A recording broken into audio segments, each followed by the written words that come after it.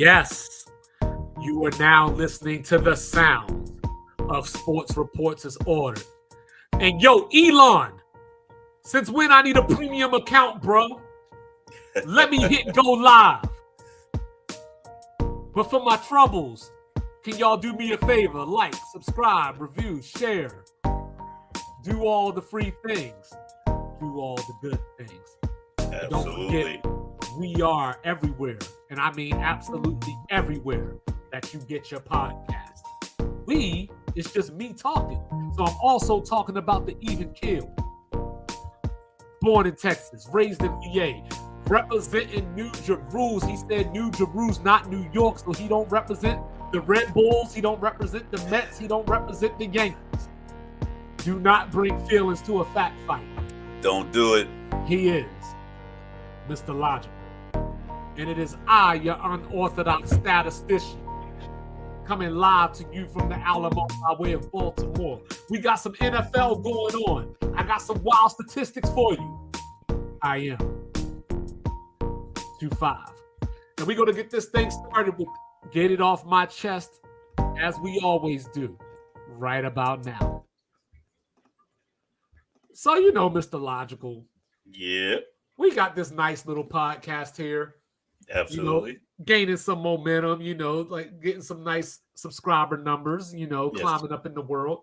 Second best podcast in the nation. So I try not to do the whole thing where it's like, yo, I'm a podcaster. So like all these people on TV suck. What are they talking about? I try not to do that. But then you got to call a spade a spade.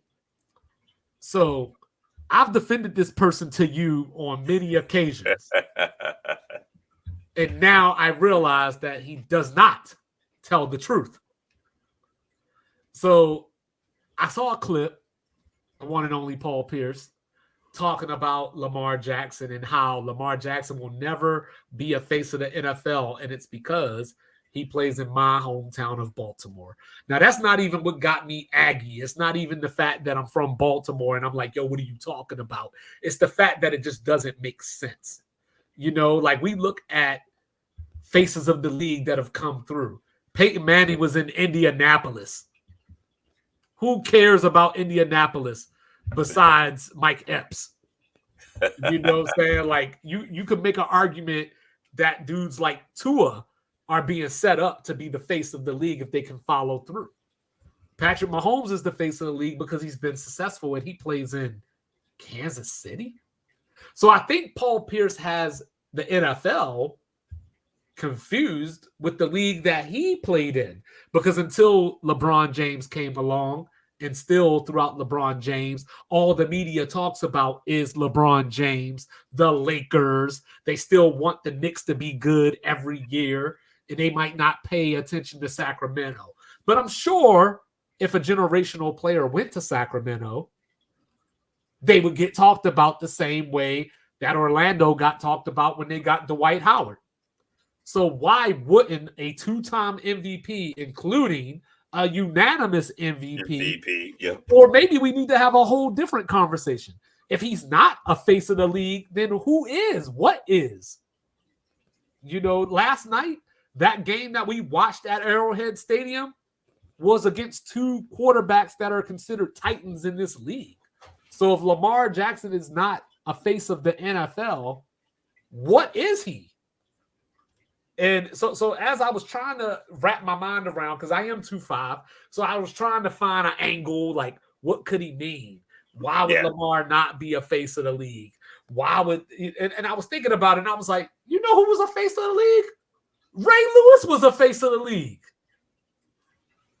Like, he was like, at one point, you could argue that Ray Lewis was one of the most polarizing, or, you know, outside of quarterbacks, he was probably the most popular player in the league. You know, you can't tell me that Ed Reed, you know, wasn't a face of the league. He's considered the greatest safety of all time by some.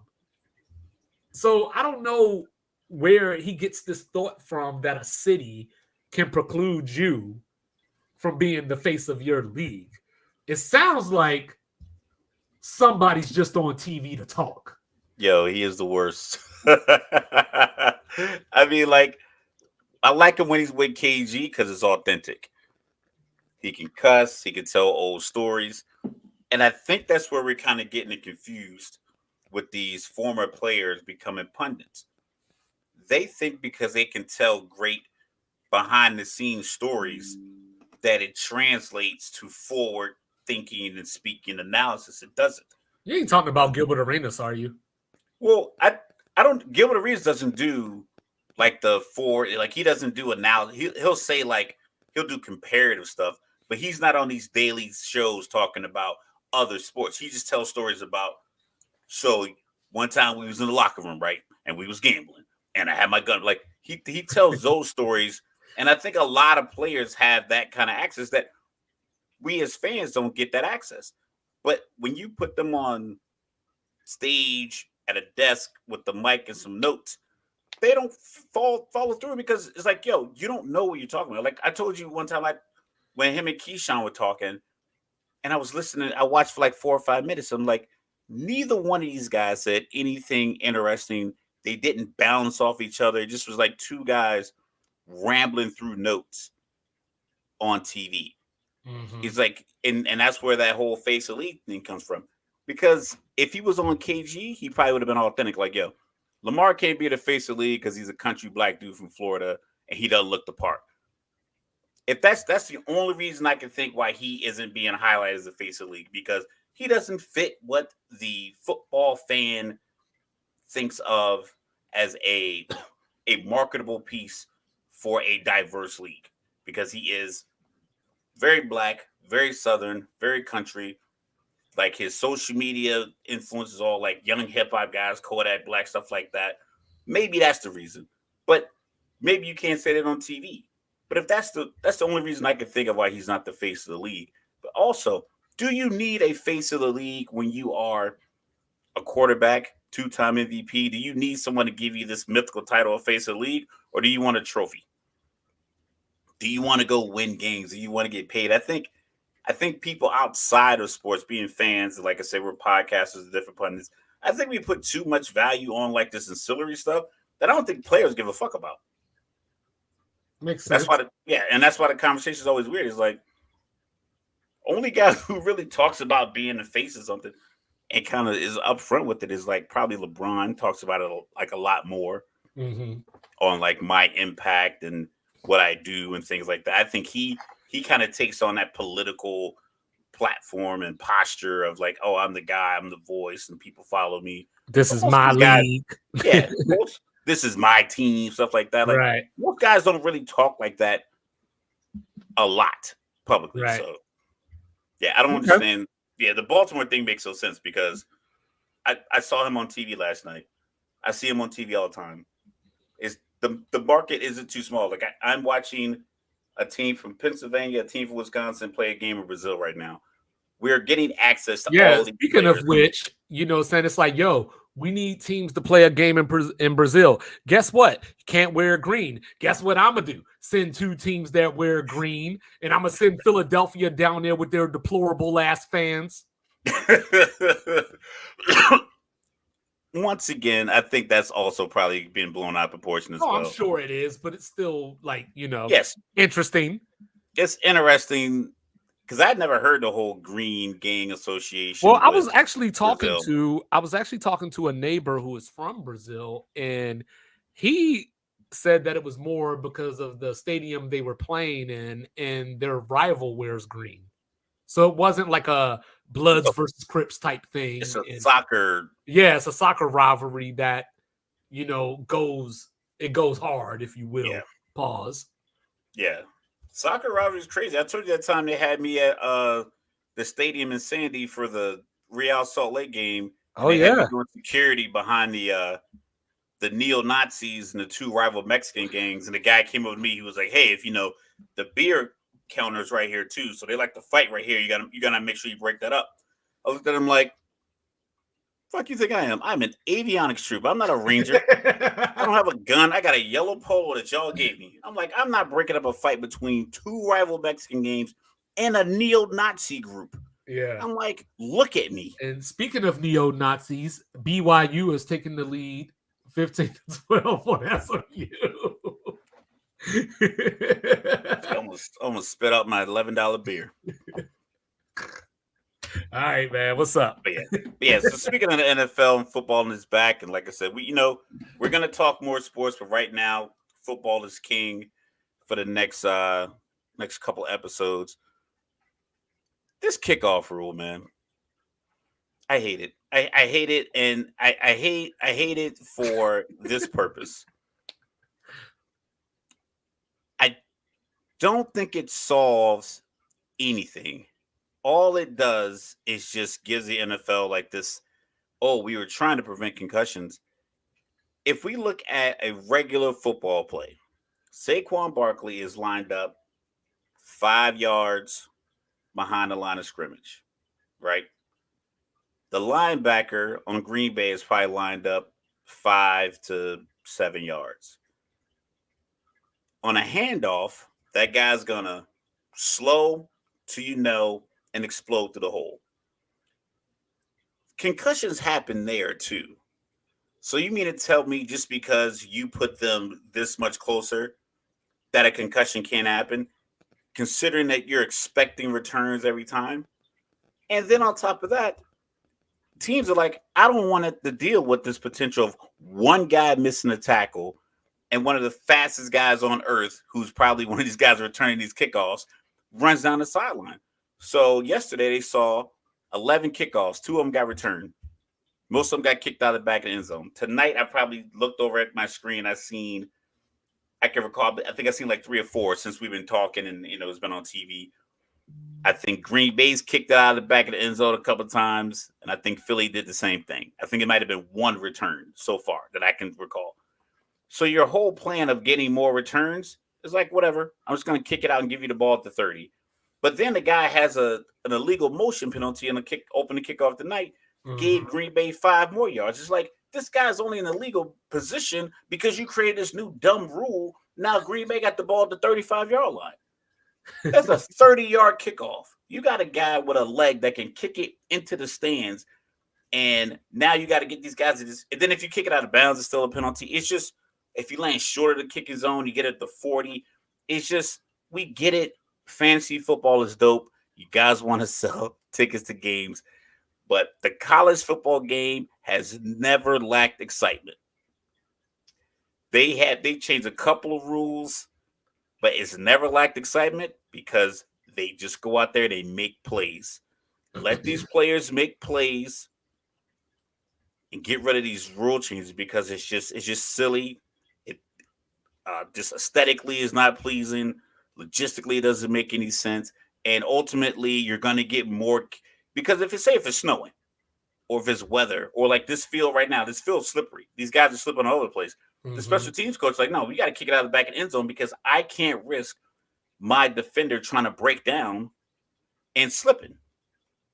So, yeah, the new kickoff rule has to go. I'm sick of it. Like, I watched my son's high school game yesterday. Shout out to Northern Brothers Greyhounds, 51-7 rivalry game victory, Commanders Cup. And they kick off from the 30-yard line, and they go out there, they make tackles. And everyone gets up just fine. Football is a dangerous contact sport. This legislation they're trying to legislate out big hits doesn't make any sense. Yo, Mr. Logical's so mad. Now he already did get it off my chest about this before. Yo, I'm telling you, because like seeing it, like I saw it in the preseason, I was like, this is dumb. But then like seeing how it won't make a difference. It won't make a hill of beans, so they say. Because ultimately, I'll take the extra 10 yards to not risk my guy. Because the NFL wants big returns. I'm head coach. I want to play field position. So if I got to give you the ball at the 30 and get a 3 and out, I'll give you the ball at the 30 and give it 3 and out. I'm not going to give you an opportunity to make a big play because Roger Goodell and the owners want big plays. Right. But that's nothing to do with me keeping my job. NFL games come down to one possession. Or one toe. Literally, it's a game of inches, and like it's a game of inches, and you want me to give up yards for your entertainment? Like, cut it out. Like that's the holistic piece to it. Is like It's not just the fact that I'm not a big fan of change. It's just ultimately you are playing against your own coaching staff. The owners are playing against themselves with this concept. Like that's the part. Like, and I tell everybody at work, because I'm probably one of the older people in my building. There's a couple more retired guys, but most of these active duty guys, and they're all under 43. Right. And every time I hear a new rule, I'm like, you know what? They didn't have an old guy in the room that didn't give a shit. What do you mean? I'm like, if I'm sitting like, because they come back from the meetings, and I'm like, if I'm sitting there, I'm like, that sounds dumb. Old heads say stuff like that. BYU with the beautiful pick. You know, hey, watch out for them boys from the mountains. There you go. So speaking of BYU, speaking of college football, I have labeled tomorrow Show Me Saturday, because last week we had week 1 for most teams. Obviously, teams like Florida State shit the bed twice, but most teams have played one game. We were sitting there, we don't know what to do. I saw NC State struggle with the mighty Catamounts, trailing 21-17 in the fourth quarter. I saw Tennessee put up 718 total yards on the Moccasins. And before you go there, I did not make up either one of those mascots. You know what I'm saying? So coming 718 yards. Yeah. So tomorrow we got some big games. So as in sports reports is ordered tradition, before we get to them, I'm going to give you my upset picks of the week. Here we go. Let's go. All right. So these are my upset alerts, not to be confused with the picks. The upset alerts are just, this team better watch out. So, Air Force, you're on upset alert against San Jose State. Oregon State against San Diego State. Arkansas. I got Arkansas keeping it close against Oklahoma State. And I'm not talking about these Ollie Gordon rumors, but he is going to play. That man got chlamydia. He can't run. Just remember, before you laugh at me about this Arkansas take, remember, they lost to Bama and LSU by 3 last year. They have a better quarterback this year, and they got Bobby Petrino calling plays again. Oh, God. Oh, you know what I'm saying? And but here's a stat for you for Oklahoma State. They are 9-1. You got to wait for it. They are 9-1 in their last 13 games. Oh, I'm sorry. Let me back up. Yeah, I said that right. 9-1 in their last 13 games when Ollie Gordon gets at least 100 yards. They're 0-3 when he does not. Okay. So there you go. There's the funky math there. Before this game started tonight, I don't want to take credit for it because it's already in progress, but I was going to put SMU on upset alert against BYU. And then tomorrow, last upset alert, Syracuse over Georgia Tech. So now, the actual upset picks, also in progress right now, only in the first quarter, but give me Duke over Northwestern. Give me Virginia over Wake Forest. I got to double check the line, but last time I looked, Wazoo was the underdog against Texas Tech, even though they're playing in the Palouse. The Palouse. And then give me Michigan State over Maryland. Those are my upset picks of the week. So now that that's out of the way, Mr. Logical, I know you picked NC State to go to the ACC title game. Correct. Are they going to beat Tennessee tomorrow? I mean, if you think about first week games in college football, play out a lot like preseason or like the NFL first week, because when the starters don't play in the preseason. Right. Guys are rusty. They don't know the play calls, getting used to game speed, guys cramping, just guys running wrong routes. Little things like that happen. And when you're you're playing a team that's, subpar as far as you athletically, you kind of get a little lackadaisical. Okay. But if you're at Tennessee and you put up those kind of numbers, it's tough to pick against the team. Granted, the level of competition was different, but when you're clicking, you're clicking. Because you still got to block, throw, catch, block, hit the hole, run, hold on to the ball. You still have to do all the things that can cause you to lose a game, even in a blowout. because we've seen over the history, like you said, you have upset alerts. Granted, I'm pretty sure the gap between Tennessee, I believe it was a Chattanooga State or something like that. Yeah, Tennessee, It's probably Chattanooga, the school of TO. Yeah, it's probably substantial. So you probably needed like 6 turnovers in a row for them to probably win that game. But it could happen. Guys could fumble the ball, tip passes, bad snaps, all these things happen. So you have to execute. I think NC State, because the ACC seems to be a little rocky, I can still pick against them this week and still feel good about them going forward. So I'm gonna ride with Tennessee. I think Tennessee with the talented quarterback. I can't even try to say his name. Let's call him Nico. Elimaliava? Elimaliava. I think. Yeah, we'll try to be professionals here. Elimaliava. Yeah.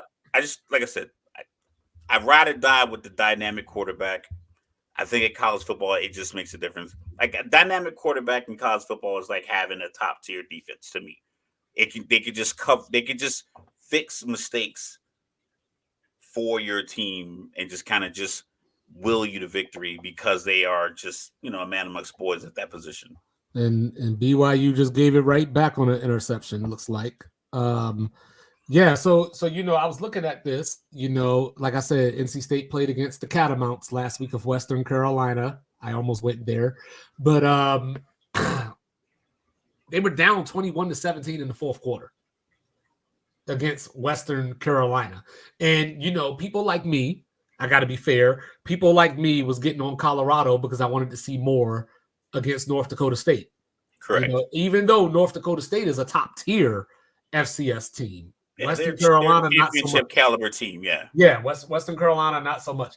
They gave up against Western Carolina. NC State gave up 6.3 yards per carry. So it speaks to something that you brought up. Like Tennessee against the Moccasins still had to do the little things. They still had to protect the football and do these things that lead to success. NC State couldn't even do that. Now, granted, they did outscore Western Carolina 21-0 the rest of the way of that game. My guy, Kevin Concepcion, we talked about him, the ACC Offensive Rookie of the Year, 9 catches, 121 yards. So they're going to have to feed him. But tomorrow, the most important person in the game for NC State is going to be Jordan Waters, running back who transferred from Duke, because you got to keep Tennessee off the field. Tennessee has that high-tempo offense. So I wrote this down. I heard this on a different podcast. I forgot what podcast it was, so I apologize. But Tennessee is the quickest team in the nation. They go 26 seconds between plays. From the 26 from the end of one play to the end of one play, 26 seconds. So you got it. It's early in the season. You're playing down in Charlotte, neutral site, and you're going to have that humidity. So you might have to tell these guys to just cramp up. Yeah. Is that defense going to get worn out? I think the answer to that question is yes. Now, I know a lot of people that I've been listening to, they got Tennessee winning this thing by about 3 touchdowns. I don't think it gets that out of control. I think NC State is good enough to keep it close, provided that Grayson McCall can do the necessary things. And SMU just fumbled it and BYU recovers. Just like that. Little things. You gotta do the little things. Little things like that cost you games, yeah. And and the thing is that, or I'm sorry, it looks like SMU did recover it. But Tennessee's weakness is their secondary. So that's where Concepcion can get loose, but it's going to take a balanced effort to keep Tennessee off the field. So, but with all that in mind, I'm going to go Tennessee. I'm going to call it something along the lines of 34-27. I think NC State puts up a fight. It's in Charlotte. I'll give them the benefit of the doubt that they can keep it close. I just don't see many NC State to Charlotte, though, like as far as proximity. It's like an hour or so, I believe. Okay. I think Tennessee. I think SEC fans travel well. Tennessee being literally just northwest of it's 2 hours and 35 minutes. Okay, and Knoxville. Further. Let's see what Knoxville to Charlotte is. Just for hypotheticals. So we'll see, but I think Tennessee definitely has the edge. I think Tennessee wins, and I think because I said this in one of my previews before the season started, that if you ask people, give me a team outside of the top 10 that's a national title contender or that will make the playoffs, a lot of them are going to say Tennessee. Tennessee. Yeah. Update on the neutral site game. It's only 3 hours and 40 minutes from Knoxville. Yeah, so it's about the same almost. So it's about the same, yeah. So yeah. So I guess a true neutral site. They're reviewing this SMU fumble. I can't tell if his knee was down or not from the angle I've seen. Are you watching the halftime show? I am. Okay, so you see what I'm saying? I am. Yep. You know, so then, you know, while we're still on the subject of football, Mr. Logical, football. Oh, my bad. I forgot all about football. We had a show on. Let's go north. Let's go north to the big house, you know, where Michigan, you know, has a 29-game regular season winning streak. That snaps this weekend. I'm not gonna get to your stats, but that's gonna snap. Keep going. 23 straight games at home. Mm-hmm. They got the Longhorns coming in. You know, a couple of weeks ago, I was on Michigan in this game. I had to change my mind. But they did not look good. They did not look good. I don't like their quarterback situation. I think he looked out of sorts. He looked out of place. And if it wasn't for the best corner in the draft, well, in college, reading that play, because any other corner might have been like, oh, this is the bubble. You know, you got to guard this other guy. He sat on it. He waited on it. He saw it coming, and he jumped it, and that made the score 30-10. But Fresno State's going in, and it's 23-16. Maybe Michigan gets the ball back, and they run the clock out, but it's only a one-possession victory. It doesn't feel the same. Yeah, it was 16-10 with about 8 minutes to go. Yeah, it doesn't feel like, okay, we shut the door on them and we coasted the rest of the game. It's like you would have given up that touchdown and then just use your running. I think Orgy probably would have been in a lot that drive to just run the ball, get the clock going, chew the clock. I didn't. When I saw Orgy in the game, it felt like there was more of a threat offensively when he was on the field. But to your point, when you and I were talking about it, he was like, he can't throw that well. So I don't know if you start the other guy again. I don't know if the Texas defense is not going to bend. They're not going to be like Fresno State's defense. And even Fresno State's defense pretty much had them on the ropes. Well, not only did Fresno State's defense have them on the ropes, they held Donovan Edwards 11 carries for 27 yards. 2.7 yards carry. That's what they did. You know, Davis Warren, salute to Davis Warren, you know, leukemia survivor. So, you know, we like to see that overcome adversity, resiliency. I'm pulling for the kid. You know, Alex Orgy, you know, he brings a different dynamic, obviously, with his legs. But usually this works the best when you can at least throw a little bit, you know, where like the throwing is a threat. The throwing, you know, and because even with Tim Tebow, you know, he had a rocket on his arm, even though he wasn't very accurate. You know, he could throw it out the stadium, so you were always scared that he was Percy Harvin was off. Percy Harvin was down there somewhere. And Tebow was going to take the top off. Yeah. Davis Warren, you're not necessarily worried about that. And with Orgy, he doesn't bring that dynamic enough for you to not be, because you know, for you to not focus on the run game. Yeah, so Tebow had success too, because Aaron Hernandez was telling defensive ends, if you sack Tebow, I'm gonna shoot you. Oh, so like he was getting a lot of extra time. Yeah, that'll work too.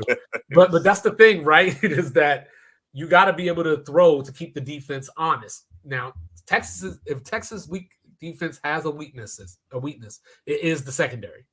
So, you know, but the problem is that I don't think Michigan can take advantage of it. So the key to this game, as far as what does a Michigan win look like? A Michigan win looks like them bullying Texas around the field, them knocking Texas linemen around, them stuffing Jaden Blue in the run game, you know, and Michigan is very capable of that. But the problem is that can Michigan hold Texas, let's say, can Michigan hold Texas below 23? If the answer to that question is yes, Michigan can win this game. If the answer is no, there ain't a chance in hell, because Michigan, I don't know if Michigan is going to score, say, 24 in this game. If they do, Texas is in a lot more trouble than anybody thinks they are, for sure, because I think a lot of people have Texas as a playoff team, that is going toe-to-toe with Georgia. So, I don't know. Like, so when I look at this game, I can't take much away from last week. Because hold on, here we go. Is that my MVP, Jalen Hurts? Is that my MVP with the touchdown pass? Okay. Let's see what the coverage is. But as I was saying, I can't take anything away from last week's game against Colorado State outside of the fact that Texas won 52-0. We got to see Arch Manning got his first touchdown pass, but there wasn't much to do. Colorado State was done the moment they stepped on that field. And Colorado State's they're a decent team. They have talent. Remember their quarterback, their wide receiver was getting wooed by universities. Yeah, getting $500,000. They're getting opportunities. They're top 2 school in their state, so they're probably getting the best players out of Colorado. They're getting good players there. Texas, so for as bad as Michigan, Texas football team, I think is good for college football. Only thing that sucks now is they're all in the SEC, so it's kind of like it kind of diluted the whole the passionate fabric of it across the country. But a good Texas football team is just as important to college football as a good USC and a good Alabama team. It's just that blue blood, old school jerseys, names, championship games you can remember. And I think this matchup early in the season of Texas versus Michigan. Yeah, and I heard somebody on Yahoo. It's going to look good. And I heard somebody on Yahoo say that the Texas all whites are the best road uniform in college football. It's not true. It's Penn State's all whites. But anyway, you know what I'm saying? So but the black shoes is kind of I'm just saying. Let me get Texas edge on that. I'm just saying. So we'll give you Utah edge. So as bad as Michigan was running the ball against Fresno State, they did hold Fresno State to 9 yards rushing as a team. So Michigan's defense is still nasty, even though they're missing some parts from last year. They got like a couple of early interceptions. They got the lead, and then they were basically they were in throw mode pretty much from the second quarter on. They were just trying to get the ball through the air. The key to this game, as far as Michigan's offense goes, is going to be, can Texas cover Colston Loveland? The problem with that is Colston Loveland is a tight end. So like if Michigan wants to win this game, they're going to have to Super Saiyan themselves into the 2000 Baltimore Ravens. So with that being said, I'm going to take Texas to win, but I'm going to respect Michigan enough to cover the 7 points. I wouldn't take that spread. So I'm going to call it something along the lines of 20-13. So like right on the line. 20-13. Yeah. Come on, Mike. You know better than that. What? You saw Michigan play last week. They're not going to get that much better in a week offensively. They got their 13 points. I'm talking about you acting like I said they was going to score like 28 or something. They're going to have 3 and outs. Texas is going to have short fields. It's going to be more like 35-14. I got Texas in a blowout. Even y'all hear this, right? He putting it on wax. One team has star talent. I don't want to say anything. Oh, you got it. One team has star talent in the quarterback position. The other team is just kind of living off. And we gotta factor this into. They did lose a large chunk of their national championship contributors. They did. The head coach, the coordinator, the current coach, like I said, is afraid. And he may or may not be on a contract. It's like he's out there coaching like, I don't want to lose my job. He did it last year in his interim time. It's just they are gonna. Michigan might look a lot like those Brady Hoke, Rich Rod years this season. Then so before we move on, do you think there's a chance that Sharon Moore is not the coach of Michigan next season with the way you're talking? If you guys think you're coming off a national championship you have plenty of talent. But when you lose, Harbaugh took, quick piece of the coaching staff, other parts of the coach staff moved on.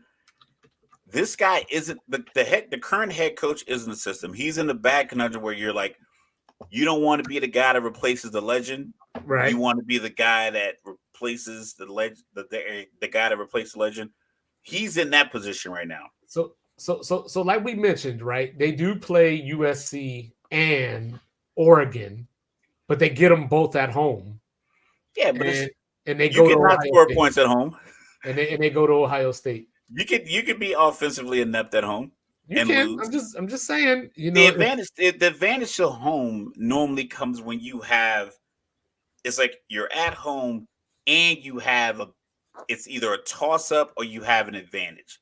Like Alabama at home. Like if you have to play Alabama in Tuscaloosa, you're at a disadvantage because Alabama has more talent. But if you have to play, let's say, Maryland at home, it's like, oh, well, that's cool. It's just Maryland. You could go into Maryland and beat them. Yeah, Michigan it's just right now. It's like so Michigan right now is like, from what I saw last week and compared to like what we've seen out of Texas the last couple of years, the quarterback coming back. I mean, Quinn Ewers might be one of your top 3 quarterbacks that get drafted if he comes out this year. Have these secondaries just not practiced at all? It looks like NCAA. Like I've seen coverage on every play. I've seen 4 plays where it's like, where's the chase down defender? Yeah, we're talking about Eagles Packers, by the way, the Brazil game.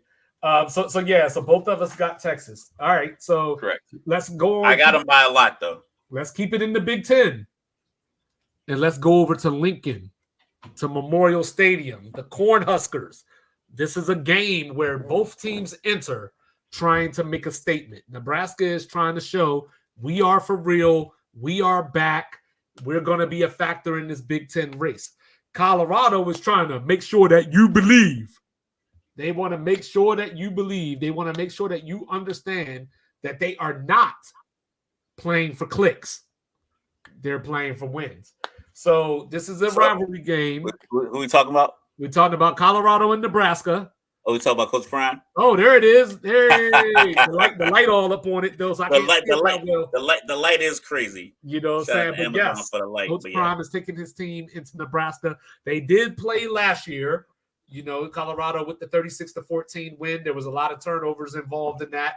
They took over in the second half, but Nebraska did not have Dylan Mahomes, aka Dylan Raiola. You know, so Mr. Logical, you rolling with the Buffs? I'm gonna take Deion in the primetime game before I take Matt Rule. If Matt, you can prove me wrong, but I'll take Deion in a primetime game. I think Colorado, they were tested last week. I think they have good stuff on film that they can look to. I think they have things on films they can look to improve. I do like Nebraska. I like what they're building there. I just feel like Dylan might need this game. Jesus Christ. This pass interference, yeah. It's the field. Like it's chunks of grass flying up everywhere. This shit look like FedEx. It's gonna be all those tweets from the Super Bowl we saw back a couple years ago when the Eagles kept slipping. It's gonna be close to that because I saw him over there drilling out cleats before. I'm like, no one ran on the field with cleats in the pregame, but that's neither here nor there. Let me get back on track. Like I said, I like what Nebraska's building. I think if they can keep Dylan long term, I think they'll be good to go. He has a history of transferring. I know I've been going through his like he transferred for family. His sister was a track and field athlete at TCU, so he transferred there. Did he pick Georgia? So he went to like 4 different high schools and transferred a couple of times. So it's like if they can keep it together, I think they have something good going forward. Just as far as tomorrow night, give me Shedeur Sanders. Give me the backpack quarterback. Give me the guy that's like, I'm gonna will us to victory. I'll take that versus the first year starter who's getting a lot of comparisons to the greatest current quarterback that we have. I just think like it might be too much praise, whereas one guy has I mean, we've seen Shador do a lot of 90-plus yard drives in the last few years. Yeah, I'm taking Colorado to lose. You have a real reason. You know what I'm saying? So look. Wait. Would you have gone for 2 there to go up 3?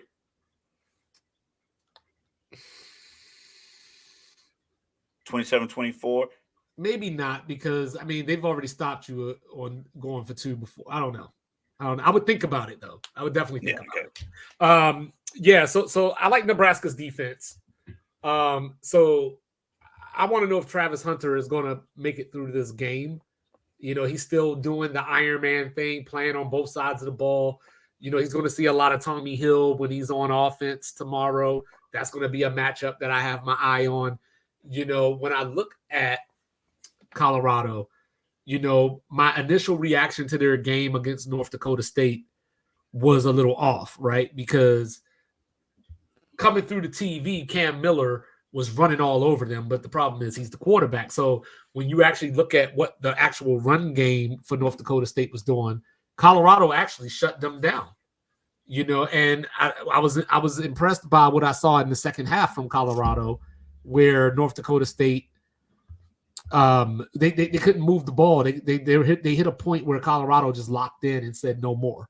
Playtime is over. The problem is for me is that they had to do that in the first place. Like, so I'm still not seeing, I don't know what the word is. I don't want to say dominance, because we know that Colorado isn't necessarily, they don't have the chemistry, because they have a lot of transfer portal players that they're trying to squeeze together, and some of them were backups or worse at the schools that they came from. So I like Raiola. You know, I like Matt Rule in the coaching matchup, just as far as pound for pound coaching. Dion left a lot of things out there last week, to include whatever the hell they were doing when they were supposed to be running the clock out. You know, so I'm gonna take Nebraska in this game. You know, I want Colorado to win, because, you know, I was a Colorado fan pre-Colt. So I want Colorado to win this game. But I think nighttime in Lincoln is going to be a tough ask. Yeah, it's going to be a tough environment. But like I said, I just think I like the coach quarterback relationship, obviously, of Colorado. But I like how the moment never really seems to be too big for Shador. Mm-hmm. I don't like all the showboating. I didn't like the watch thing that he was doing last year. I thought that was that was a little bothersome. But I think it was part of the marketing aspect of it. And, you know, he's a little braggadocious. He's a little cocky. And sometimes, like, people make it seem like it's a bad thing. Like, listen, I don't know a lot of people who like to hang around people who lack confidence. You're right. You know, just it's not fun to be around. Like, can you imagine planning a guy's trip and it's 4 or 5 guys from tech school or basic training, and one guy just is not confident enough to, like, just talk to the people to get a discount at when you're checking in, or just always like, oh man, here we go again. You know, the waitress. Hey, I was going to bring up that play later.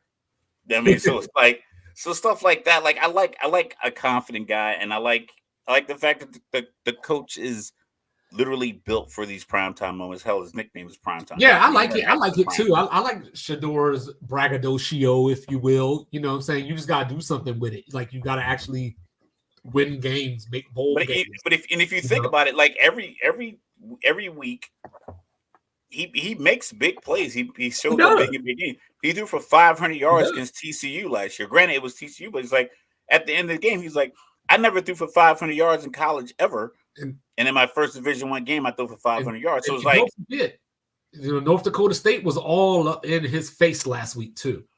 It was a couple of plays, like he scrambled and stopped and threw that pass across the board to Jimmy, and he took that hit right after. It's just that kind of awareness and that toughness. It's just different. It just hits different. It's how we were talking about DJ. Remember how we were talking about DJ when we were doing the show on Monday and we were watching the game? It's like, why is he not moving to make the play work? It just felt like he did not know. Oh, if I slide and hold it for one more second, or drop back, or put myself somewhere else here in this passing area so I can throw the ball, it looked like he didn't know that. Shador knows, like, oh, this is going to be open if I slide here. Or this guy, and that I think that's the difference. And that's the last time. And that's the last time we're going to mention DJ. You need to be on the bench on this show tonight. You know what I'm saying? So let's go up to Eugene. You know, the Oregon Ducks, who have never, I said never, beaten the Boise State Broncos. Now, granted, it's only been 3 games, but they have never beaten the Boise State Broncos. You got Ashton Genty coming in fresh off of 20 rushes, 267 yards, and 6 touchdowns last week. You know, you got Oregon coming off of a 24-14 win over the other team from Idaho, the FCS Idaho Vandals. You know, Dylan, we talked about Dylan Gabriel the other day. 41 for 49, 380 yards, and they only scored 28 points. I mean, or 24 points. 24, yeah. And they couldn't. Their center was out. You know, he's still probably going to be out for this game. You know, so their offensive line was a little shooken up, so they couldn't run the ball very much. If they can't run the ball against Boise, they could lose this game. You know, and I know you have picked Boise as your G5 playoff team. And if they win this game, this would go a long way. So the same way that I was talking about how NC State trailed Western Carolina 21-17 in the fourth quarter, Oregon was only up 17-14 against Idaho in the fourth quarter. So I don't think the game was ever in danger. I never felt, oh my God, Oregon is going to lose. But I was like, yo, all those people that said Oregon going to win the Big Ten must feel sick right now. You know what I'm saying? So I guess we're going to go with Oregon was trying to play it close to the vest, not show everything, but you still threw it 49 times, so I can't give you that excuse. I can show you everything. You still got to stop it. Because if you think about teams that go undefeated that, you know, through 8, 9, 10, 11 games, I don't think they have 9 or 10 different sets of plays. I think they play the play. They win that rep. You win your rep, you can win. You win your rep, you win the quarter, you win the half, you win the game. Right. So I think it would be a bad move to hold back. Oregon just needs to be able to score. We know Boise State can score. They're notorious for just being a high-powered offense. Yeah, put up 56 last week. Yeah. And you know that running back only ran for 267 yards and 6 touchdowns. So if he does half of that, that's 130. Boise. Yeah, I think I'm gonna take Boise. I think I'm gonna take Boise State. Okay. I think I'm gonna go with, especially you got a guy who ran for this many yards in a previous week. They're gonna be hungry to get him the ball. I think offensive linemen love a good run game because they can just be maulers. Because they can get away with stuff in the run game that they can't get away with in the pass game. And the pass game is holding. It's very obvious because you're just kind of on the island. In the run game, you can just do different stuff. You can grind on. You can push his head into the ground a little bit. You can assert dominance on your. You've been watching too much Shiloh with all this dirty talk. Listen, football is a tough sport. You got to be tough to play it. Some shit's dirty. Like I said, I quote one of my favorite sports analysts, Mark Schlereth. He's like, listen, I held on every down of my career. He's like, but I still won 3 Super Bowls. He's like, I'm doing it until they call it. And even after they call it, I did it again. He's like, I held every single play. It's just you need those big uglies in the middle. And I think the confidence you get from getting a guy 267 yards and 3 touchdowns, that's why running backs get their offensive linemen gifts at the end of the year. They make or break their contracts. They make or break their scholarships. They make or break their draft positioning. So if these guys are feeling it and Oregon comes out, you know, less than stellar like they did last week, I know one week to the next week doesn't always translate, but good weeks translate to other good weeks, and bad weeks can also translate to additional bad weeks. Ask Florida State. I'm taking the fuck. I'm taking mighty Duckzilla. You know, I think Dan Lanning has been running around like a madman all week, setting everything on fire, kicking everybody in the ass, telling them that this is not the standard of Oregon football. You know, Boise State is not to be taken lightly. And I think that Dan Lanning knows that. So I'm gonna go with the Ducks at home to beat Boise for the first time in school history. And the same way that Mr. Logical was talking all this mess a little while ago about how Michigan was going to lose by 3 touchdowns, give me Oregon by 17. So taking Boise State by 10 at least. You know, But this is something else real quick. I saw a video. Lil Wayne was walking through the Colorado locker room, and he was like, "We still in the locker room?" And Dion was like, "Yeah." He was like, "Man, I'm gonna tell you, it's gonna be tough for these guys to feel bad after a loss in the locker room like this." He's like, "The locker room too nice."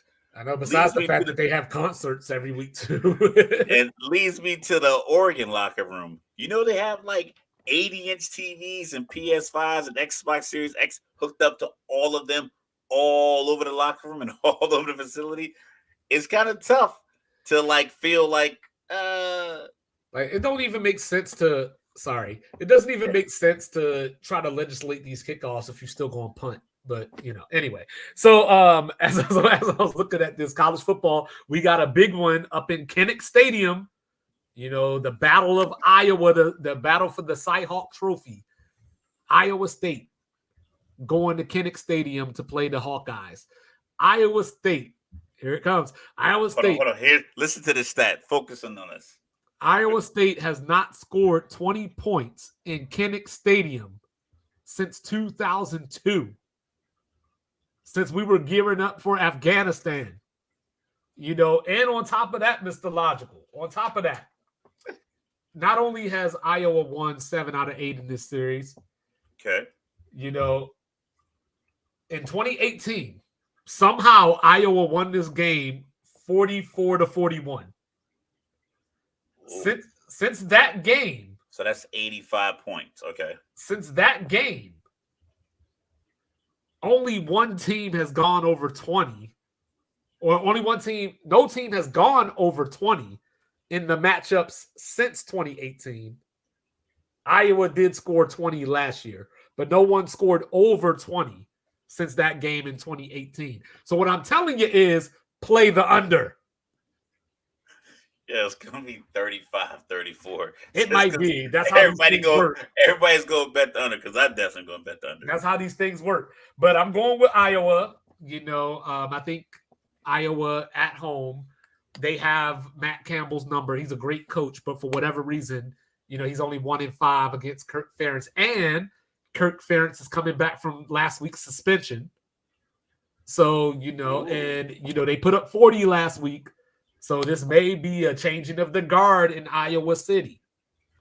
So the boys from Ames going to come up there, and they're going to go back home, losers, 17-12. No touchdowns. They just get field goals. And the safety? So 5 field goals? No, just a field goal. Just no, I'm talking about Iowa State. They're just getting 4 field goals, 12 points. That's it. Iowa State is also missing a couple of linebackers. So if this game does get out of hand, that will be why. Yeah. Looking at the Eagles-Packers game, Friday Night Football. Green Bay up 26-24. Just punted the ball. Britton Covey. Looks like they're punting again. Yeah, got at the 32-yard line, no return. Yeah, like you said with the whole kickoffs versus punts. Like I said, I talk about my son's youth league all the time. I'm gonna say he played in it from about 4th grade or so, 4th, 5th grade. So 2016, I think, is when he played his first year. And they had punts. They had punts 2016 and maybe 17. And then they got rid of the punts. Said it was too dangerous, and they gave him what's called a punt option. Or you could punt it, but you couldn't return the punt. So you can kick it as far as you want it. The other team couldn't return it for safety. And I was like, well, what about the kickoffs and the rest of the game where all the contact is also happening? It's like just call the blindside block or put more referees, because they would have like depends on the age group. They don't have 2 referees. I'm like, we'll put 3. That way you have a meeting in the beginning, like, hey, coaches, I'm out here looking for this, this, and this. I'm in the middle of the field. I'm going to be looking for these blindside blocks and the holes in the face mask. Mm-hmm. Just let your players know, keep their heads up, proper tackling techniques, yada, yada, yada, yada, yada. And when you see one and it looks like it, call it. Mm-mm. But like, now we just go, you just can't return the punt. I was like, what if you can return the kickoff? They were like, yeah, like, it's the same amount of players. It's the same amount of players, it's the same amount of injury risk. But yeah, so like I said, the NFL adopted that, very juvenile rule apparently. So a couple last minute things before we switch over to the NFL. Ohio State, you ought to be ashamed of yourself, beating up on Akron last week, and you're going to continue. You're going to continue the MAC violence against Western Michigan this week. They beat that quarterback. He was getting hit. If I was him, I'm like, listen, man, stop calling these RPOs. Just hand the ball off. I'm getting hit. We got a running back for a reason. He was getting hit in the ribs. He was getting it. If the RPO was to the right, he was getting hit in the ribs by number 33. And for those if it was to the left, he was getting hit by 91. He was like, I'm dying. And for you sickos out there, BYU has a 3-point lead with 1:35 left. 4th and 10 coming up for SMU. All right, so then, will Arkansas, this is one of those things, right? Bold predictions, right? If Arkansas loses this game tomorrow against Oklahoma State, and let's say it gets bad, like let's call it 41-10, look out for Gus Malzahn to be the head coach at Arkansas next year. Kentucky has won 7 of 9 against South Carolina, but South Carolina has won the last 2. Here's the stat, though. Shane Beamer, son of Frank, is 2-10 in road SEC games. So give me the Wildcats. Don't forget Appalachian State. Remember them? Beat Michigan so many years ago. Well, just last year, they waltzed into College Station, Texas, and smacked around Texas A&M. Clemson, be careful. I wouldn't be surprised if we see Klubnik on the bench at some point tomorrow. So, he's not getting the bench. That means Dabo would have to rethink his own philosophy. No, he don't. He just got another Clemson culture guy that will come off the bench and be anointed as the one. Do you see the Roddy White tweet? I did see the Roddy White tweet. You know who I like to break down these kind of race-based tweets? Will Compton busting with the boys. Him and Taylor Lewan. Yeah, I saw that. Yep. They don't take it too serious, and they just kind of break it down when they talk about the all-white team versus the all-black team. BYU. It was a funny breakdown. But what they were saying about Clemson is like, you're right. Like, it's all good if you are in a state where you can only recruit white guys. He was like, yeah, we can pick a good white team, but we're picking all the best available white guys. He was like, well, BYU has pulled off the victory in Dallas, so SMU, see you in 3 weeks. But anyway, let's move on to the NFL. We got this Packers game going on right now. We both picked Kansas City last night. Correct. So before we get into this week's games, do you have any takeaways from that game? My takeaway from that game is, as I pour my beer brewed here in Jersey, Yacht Juice by Icarus Brewing, brewed right here in Brick. Okay. Got that Yacht Juice, so you get that fancy beer. My takeaway from it is like, fans being short for fanatic is absolutely accurate. People are killing Lamar. If Lamar plays like the way he played last night, the Ravens will be playing against the Chiefs potentially in the AFC Championship again. It's just I want to say a bad matchup. It's just the timing of his success. He's in the league with a guy who's Jordan-esque. Karl Malone, John Stockton were a great tandem. They just kept running into Jordan in the finals. If you think about Peyton Manning's early years, he struggled, but he had Tom Brady and the New England Patriots. You can still be great. One guy is just winning more things. He's winning his MVP. Every year he's healthy, he looks good. Last night he looked dynamic. But like we talked about, NFL games, If you look up the betting odds right now for every game, they're probably within a possession. Even Bengals at New England, and we're kind of predicting. Most people are thinking New England's going to have one of the worst years. Carolina's going to have one of the worst years. Teams with rookie quarterbacks. You got like Denver with a rookie quarterback, Washington with a rookie quarterback. And not looking at the spreads, I'm willing to bet that most of those spreads are a touchdown or less. It's a possession or less. Mahomes and Reed, Spags, Matt Nagy, Kelsey, though that relationship, Chris Jones, what they are able to do is eliminate a team when it's time to win games. That's just what they do. They bend, don't break. They just are the team that's going to get that extra possession that gets them wins in these prime time highlighted moments. Lamar's performance was not bad. Yeah, he had a bad throw, but he also had 330-pound, 6'6" Chris Jones being blocked by a guy my height, and I outweigh probably about 25 pounds, 30 pounds, trying to block Chris Jones. He had to get rid of that ball quick today. And then on top of that, you don't have that much time. He can't dally-dally. He's like, I got to get the throw off. I blame that on Zay. He should have sat down. Yeah, he should have just sat. Yeah, like, when you got open, sit. Like, don't run into another zone, sit. It was missed. But he also completed that next pass. Like, the next pass was caught. It wasn't like he threw the best pass possible.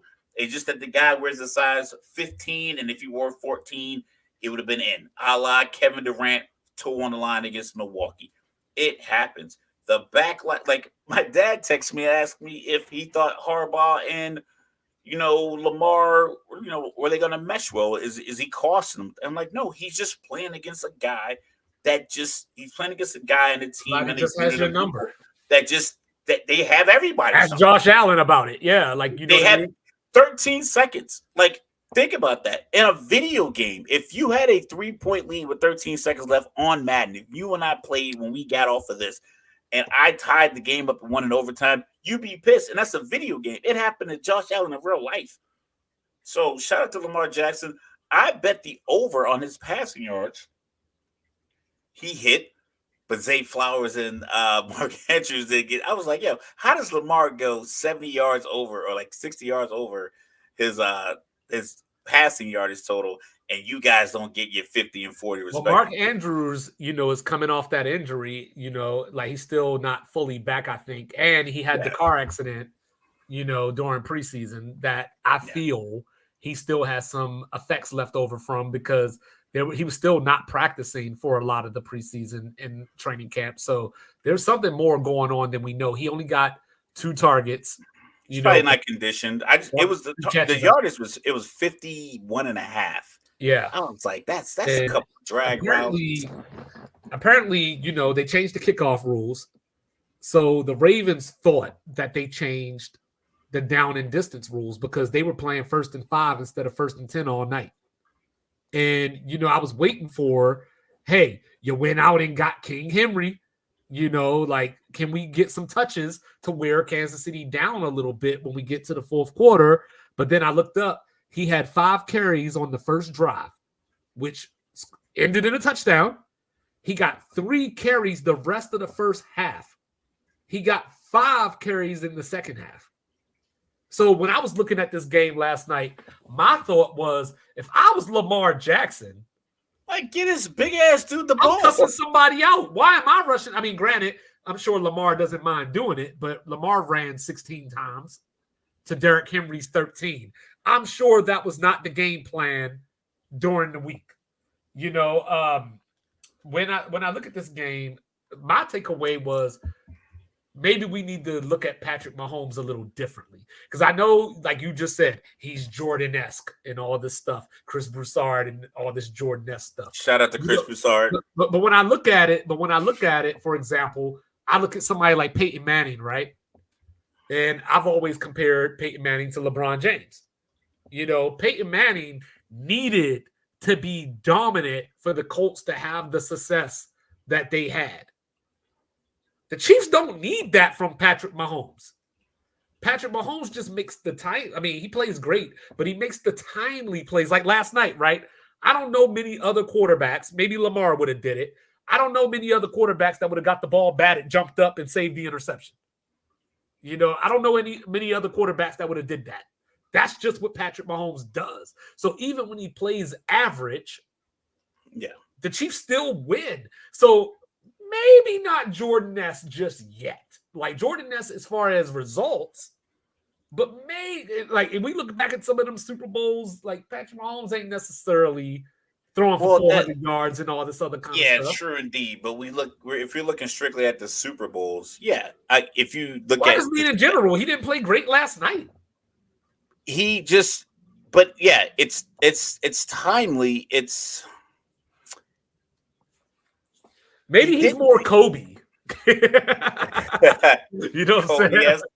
You just take all the shots, but then hit the ones with 20 seconds left. Also, what I noticed, and I saw it in the Super Bowl last year, there was a play where he cocked it like he was going to throw it deep, and then I think in real time, is like, I'm playing San Francisco. Let me check it down.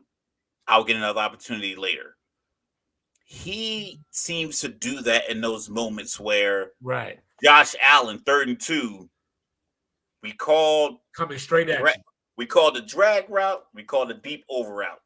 The drag routes, probably I could throw him open, but Shakir is coming across, and I want to get that. I want to get that deep 30-yard shot, and he'll take the 30-yard shot. Whereas Mahomes is like, you know what? I'll take this 6-yard route, and maybe he catches it, and we get the first down, and we move on.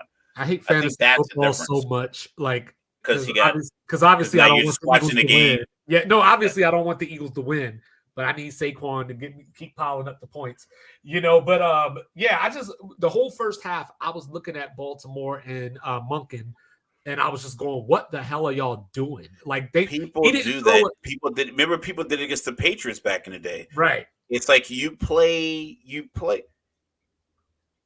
can kick a field goal and be up 3-0 on your first drive, but because you're playing the Patriots, it's like, field goals aren't going to win it, and you go for it on 4th and 2 from the 3, and then you don't get it. And their first play out their drive, they get 8 yards. Now they're comfortable, whatever the case may be.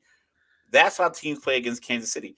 Just pick a game just plan. Just be you. I mean, you're Baltimore, and you have Derrick Henry. I know you don't want to give him 30 carries. But to be fair, we talked about 17 to 20 carries he should have gotten, and a couple of screen passes. Can you imagine Derrick Henry getting a screen pass in the open?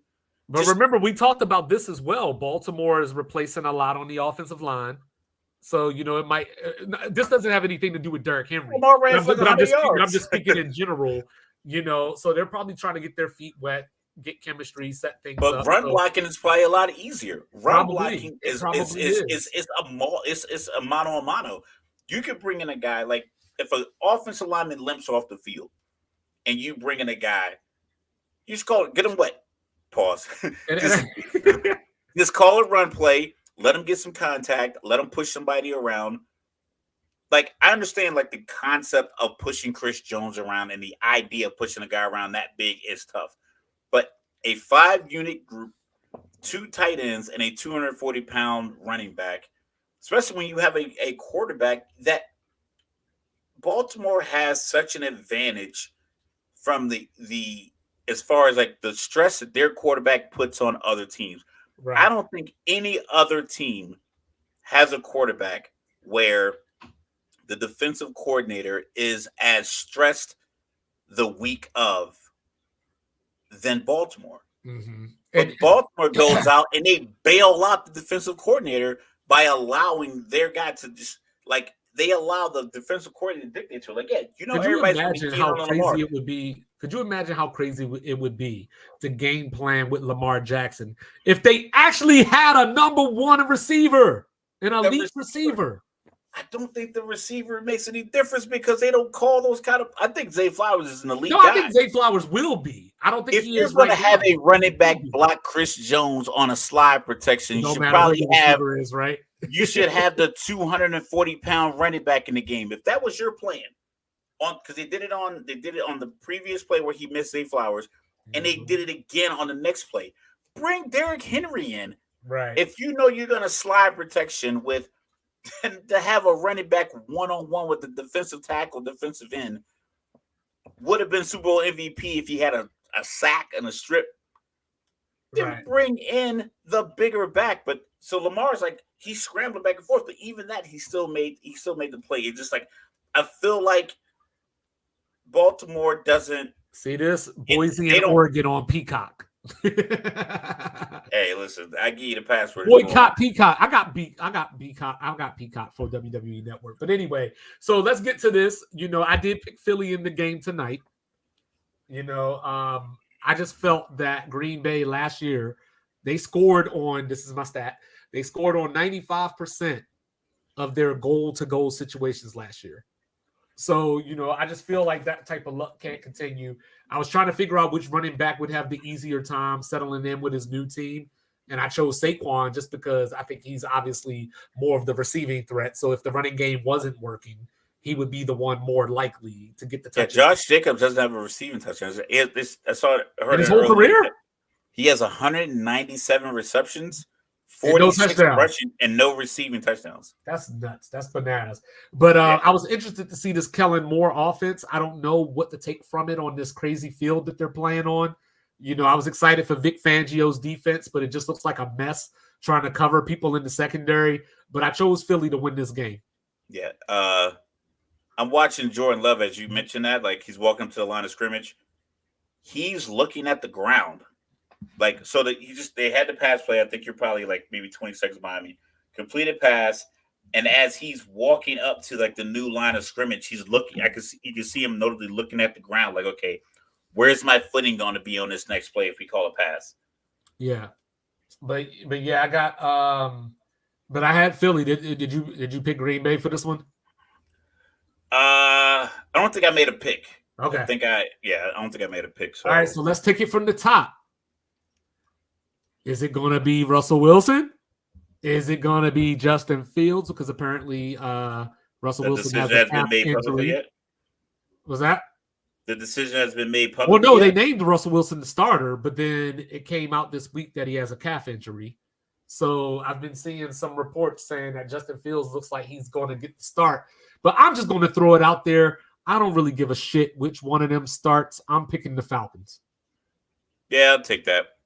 Yeah, I'm taking the Falcons. I thought Pittsburgh. I thought Justin Fields, Russell Wilson.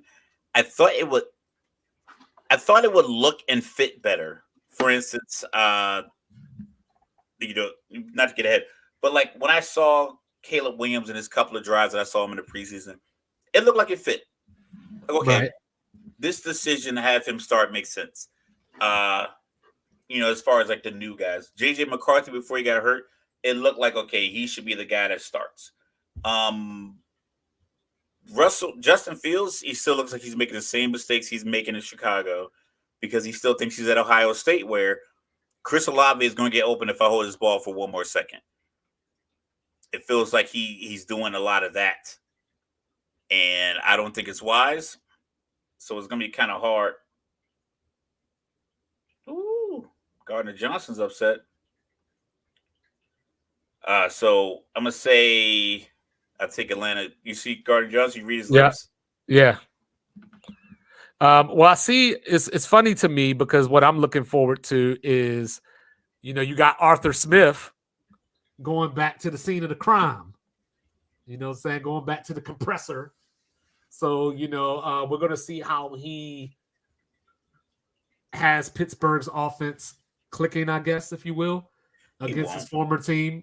He's probably one of the, honestly, I know I'm a fan and it's going to be kind of rough. He was not good. He wasn't. Well, it was very much like the Baltimore, because you look at it as like, if I'm a fan and I just watch football, I never worked for a football team, I've never coached a football team. I'm like, why aren't you giving the ball to this person in this situation? Right. Like there was a play, like I sent it to you, where Arthur Smith had Jonnu Smith catch a reverse and throw it to Michael Pruitt, the other tight end, while Kyle Pitts blocked. Why on earth are you trying to overthink. Like, just give it to the 6'6" guy you drafted 4th overall. Just roll out, play action, and throw it to Kyle Pitts in the back corner of the end zone. And if he misses it, it goes out the back of the end zone. I'd never even seen those plays. So in Pittsburgh, I imagine that George Pickens is going to walk off the field multiple times this game. And if you get a good interview, if you're a sideline reporter, you want to be at some of these Pittsburgh games in that tough stretch, because you're going to get some grade A sound bites from the wide receiver core, because it's going to be cold.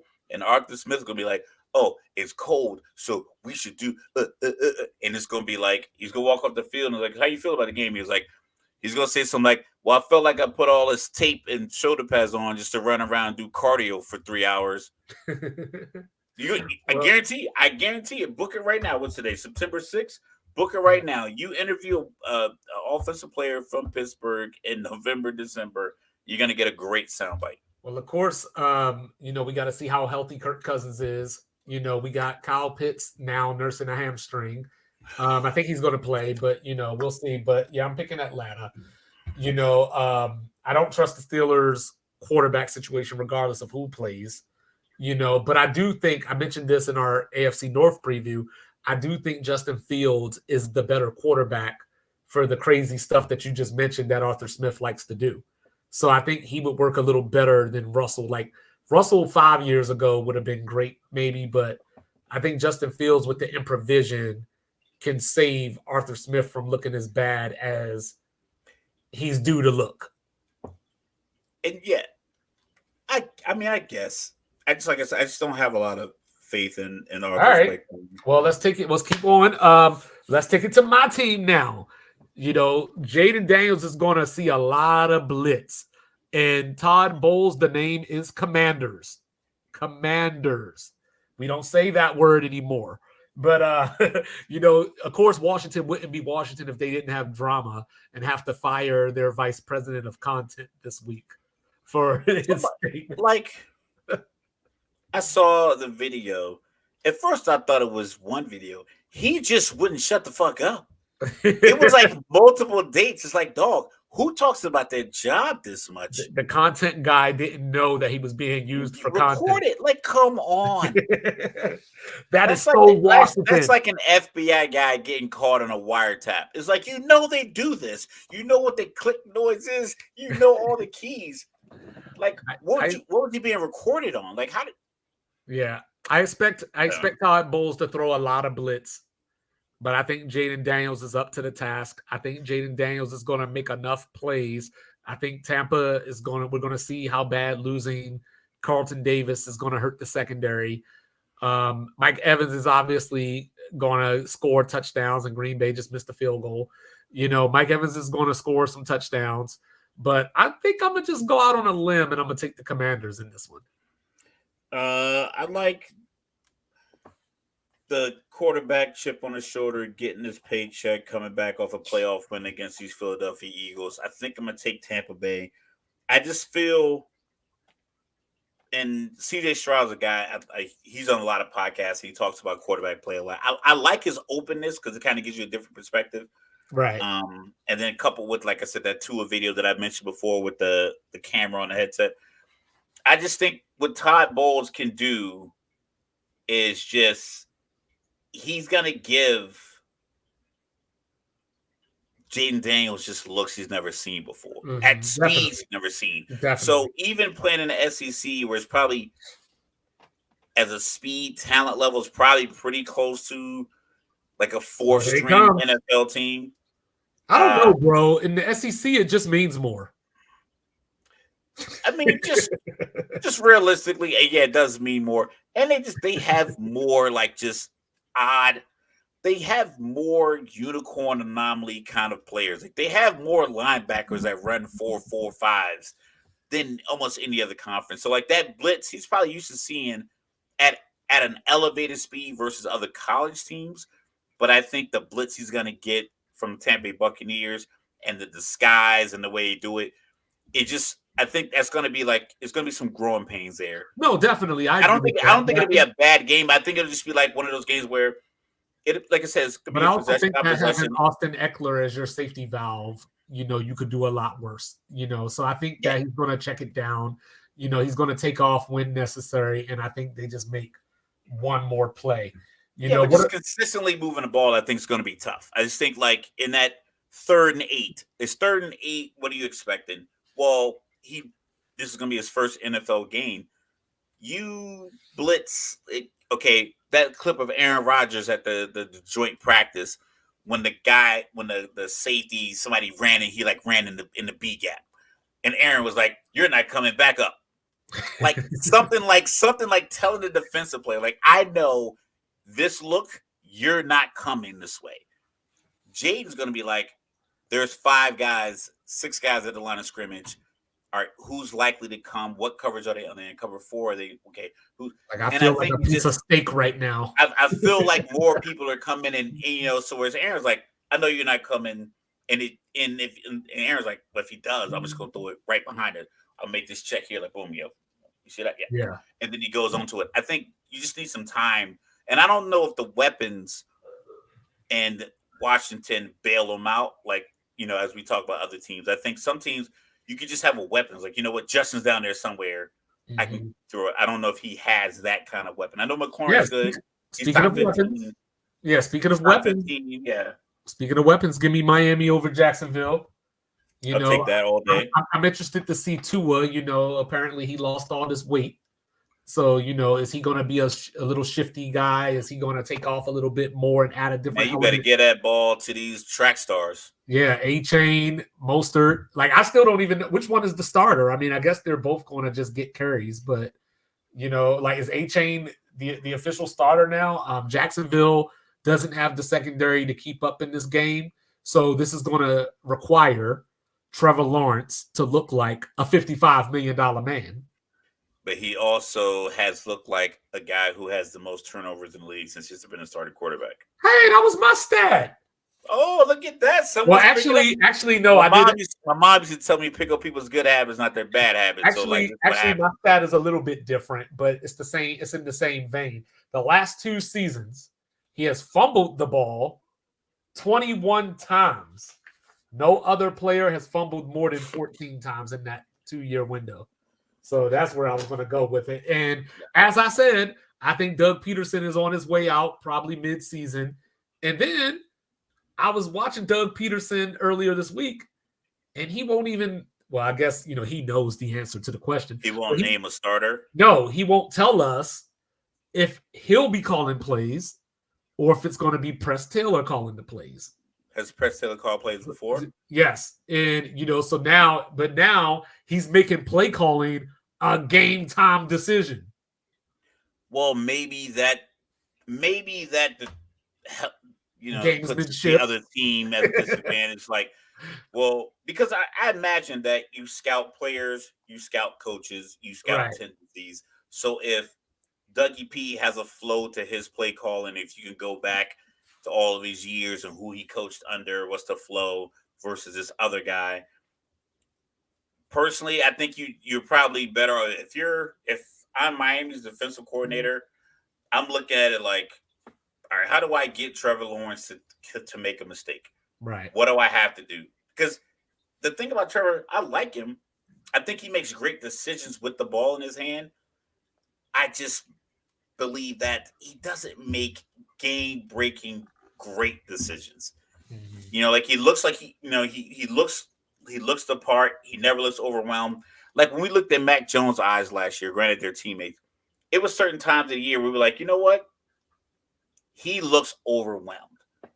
The way the coaches are talking to him, and he never looked like he was poised at any point while he was wearing none. Anti-moxie. No moxie. Yeah. I mean, no Noxema. So like I think Trevor Lawrence has the poise that you are looking for. It's just it has to translate to playmaking. Right. And but then I think Tua has that swagger that you need. And then I'm going to say, I don't care what happens. I don't care who plays. I don't care who doesn't play. I know Jamar Chase got all this drama going on. T. Higgins got an injury going on. I do not care. Mike Tomlin face. There is no way that I'm picking the Patriots to win this game. I don't like.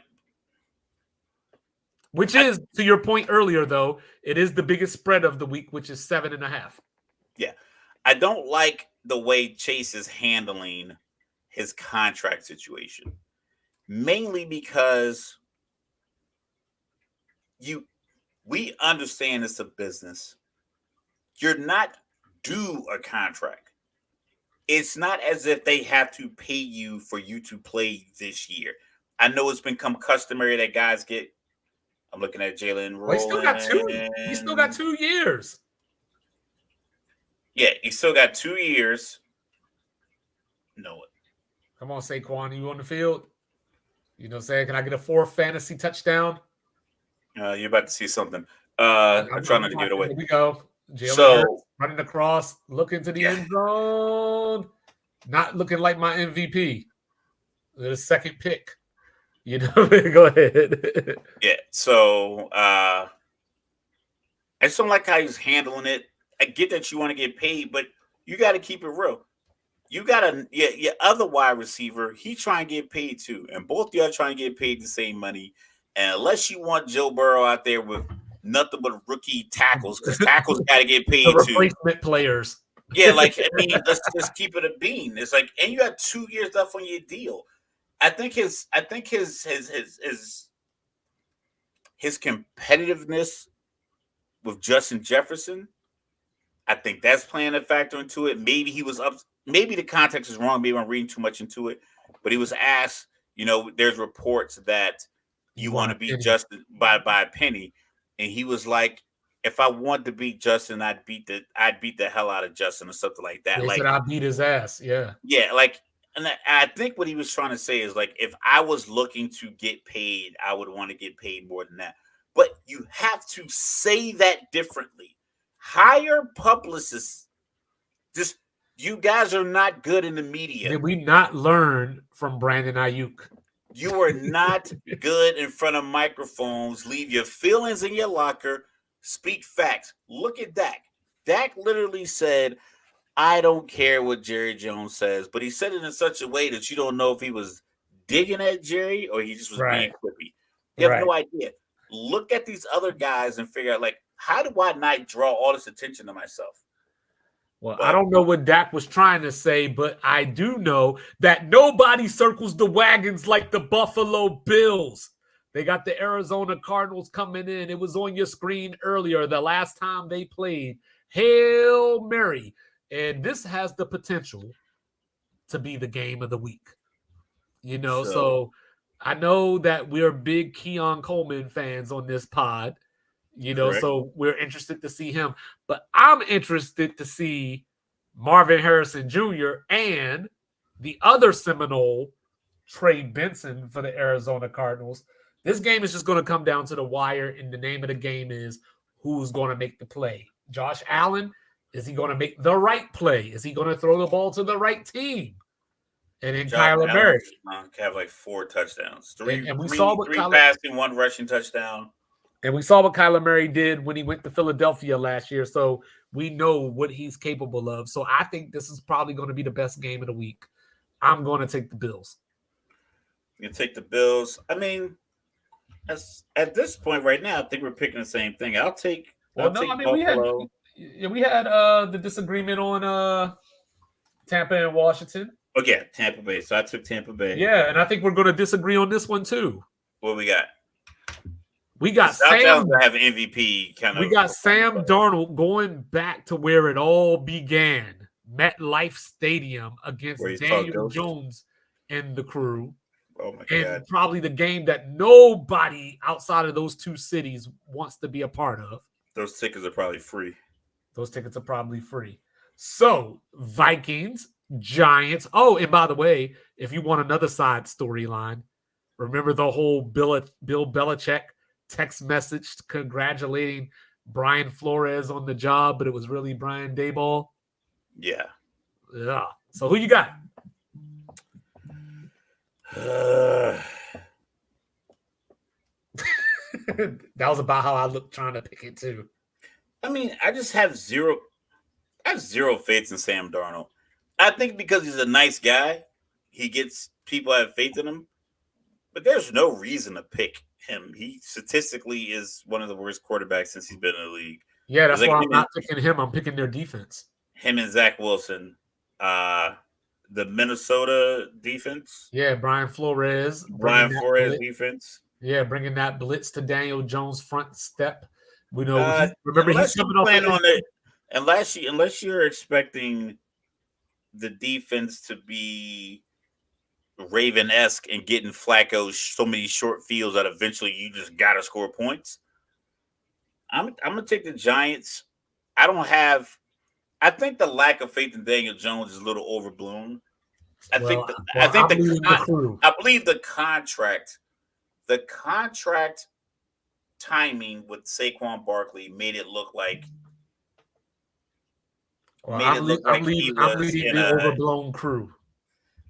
I'll take the Giants. I do like the Giants defense. You know, I live in an area where people are a lot of Giants fans, so I'll respect that. A lot of people respect the Giants fans. Okay. And like I said, I just have zero faith in Sam Darnold as a starting quarterback in the NFL. Right. All right. So then we got a battle in the AFC South. Two quarterbacks that were rookies last year. One went on to not necessarily become Jordan-esque, but he had some Dominique Wilkins in him. The other one didn't finish the games that he played, and then he got injured for the year. You need your shoulders to play quarterback. You don't need them to run people over. You're not Jonathan Taylor. Just throw the ball to the dudes who can do this, can just run guys over with their shoulder. Stop risking your AC joints, your clavicles, your collarbones for 3 feet. Just give it to the running back. He's really good. He's an all-pro. He's one of the top running backs in the league. Just give him the damn ball. You know the last time the Colts won a season opener? 2018. 2013. Whoa. Which was the year before the last which was the year before the last time they won in Jacksonville. But anyway, you know, they did tie with the Texans a few years ago to open the season, which was the year that Frank Reich got fired.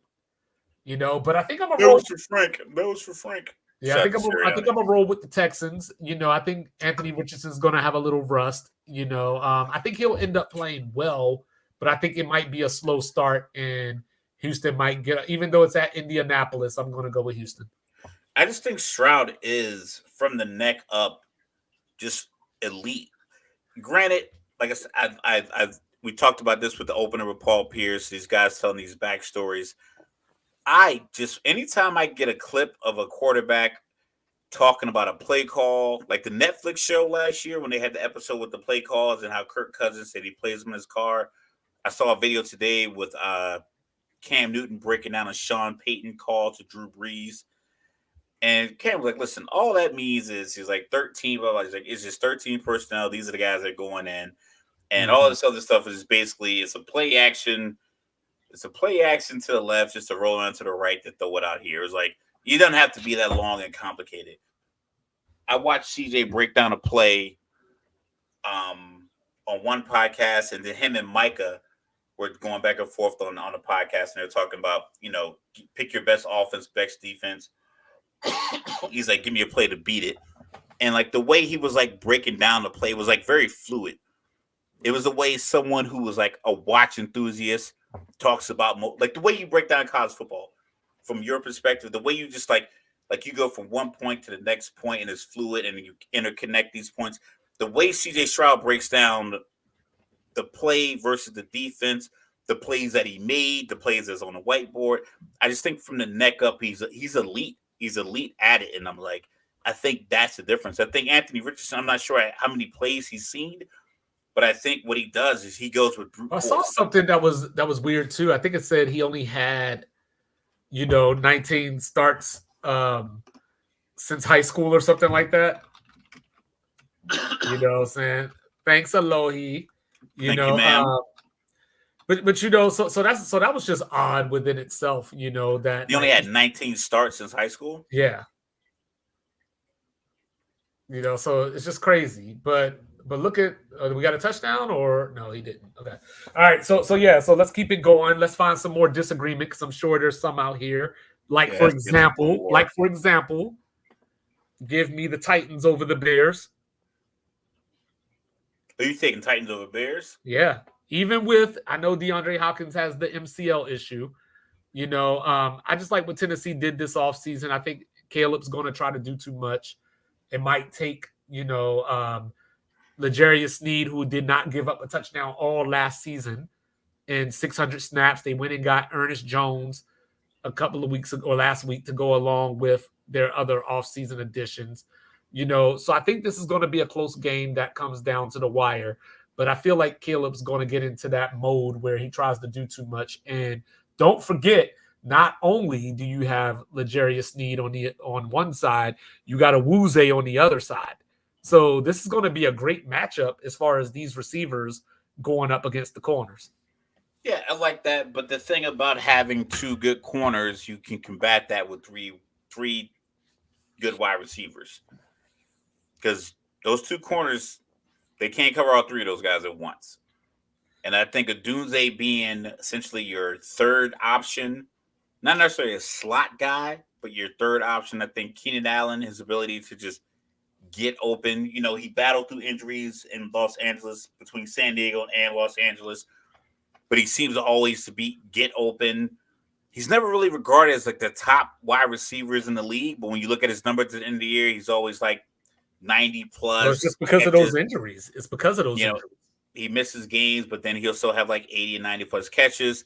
I like his route running. It's like a clinic in his route running capability. I think him and DJ Moore, I remember a few years back, I'm pretty sure I mentioned before, he had like the fastest recorded speed on he had like a drag route against Atlanta, and he turned up the sideline. He had like the fastest recorded speed of that season. The Maryland Terp. And then you got Odunze, just a big body, young guy. I think they have a good relationship because they're both rookies. They're both top 10 picks. They both are kind of expected to have like immediate breakout years. I think Caleb handles it well just because I think he has so many targets that you don't need to overdo it. Yeah, somebody's going to be open, and you got Swift in the backfield, and then you have Kmet at tight end. I think the weapons that they have, it may not overpower you. Like you might not be like, oh, they're going to be a 31-point offense. It's just that he's going to have options when it gets hairy. Whereas a guy if we think about it, like Jaden Daniels, he doesn't have that many bona fide options. When it's like my first read's not there, my second read's not there, my third read's not there. I think Caleb can go 1, 2, 3 rather quickly and get to his fourth guy in 2.5 seconds. Because they have so much talent. And Will Levis, I don't think Will Levis has that. I think Will Levis he has a big arm. I think he's gonna try to make that deep throw to Calvin Ridley. He's gonna hold on the ball too long. Or it's just gonna be incomplete, Yeah, I like the Titans defense. I like the Bears defense as well. Montez Sweat, they brought Jalen Johnson back. So I think it's going to be a great game. I think it's going to come down to the end. I think the Titans are going to make one more play. 27-13. I got it. I got it closer than that. I got the Titans. I'm just a big Will Levis guy. I just think like I've seen this because I'm gonna call it antics. I'm gonna keep it a bean. His antics on the sideline after you don't complete a pass on third down or the guy doesn't run the right route. He came off to the sideline like he had Aaron Rodgers level credentials. It's like, who are you yelling at? Hey, why are you huffing and puffing? Sometimes we call that leadership. You know what I'm saying? You were the backup. You were the third. I guess he could have went the Caleb route and just went over and cried to mommy, right? Nah, I'm talking about third downs. When you lose to Utah again, he's like, God damn it, he's got to beat me again. All right, so let's keep the disagreements going. Let's go. What I'm saying? Give me the Carolina Panthers. Yeah, get off my show. Give me the Carolina Panthers. Turn your mic off. To go into the house Send of me horrors. Send me all the passwords. To go into the house of horrors and you might be right. Derek Carr's ass. I like Derek Carr a lot. I think Derek Carr is going to be one of those guys who, if you can't, those who can't do teach, I think he's going to be an outstanding quarterback coach. Is that right? Yeah, I like his energy. I like his temperament. I just like his demeanor. I just don't know if he has I'm trying I'm trying to think of a quarterback Yeah, because you or a already player. benched him for Rookie of the Year, Spencer Yeah, Rattler. that was my bold prediction.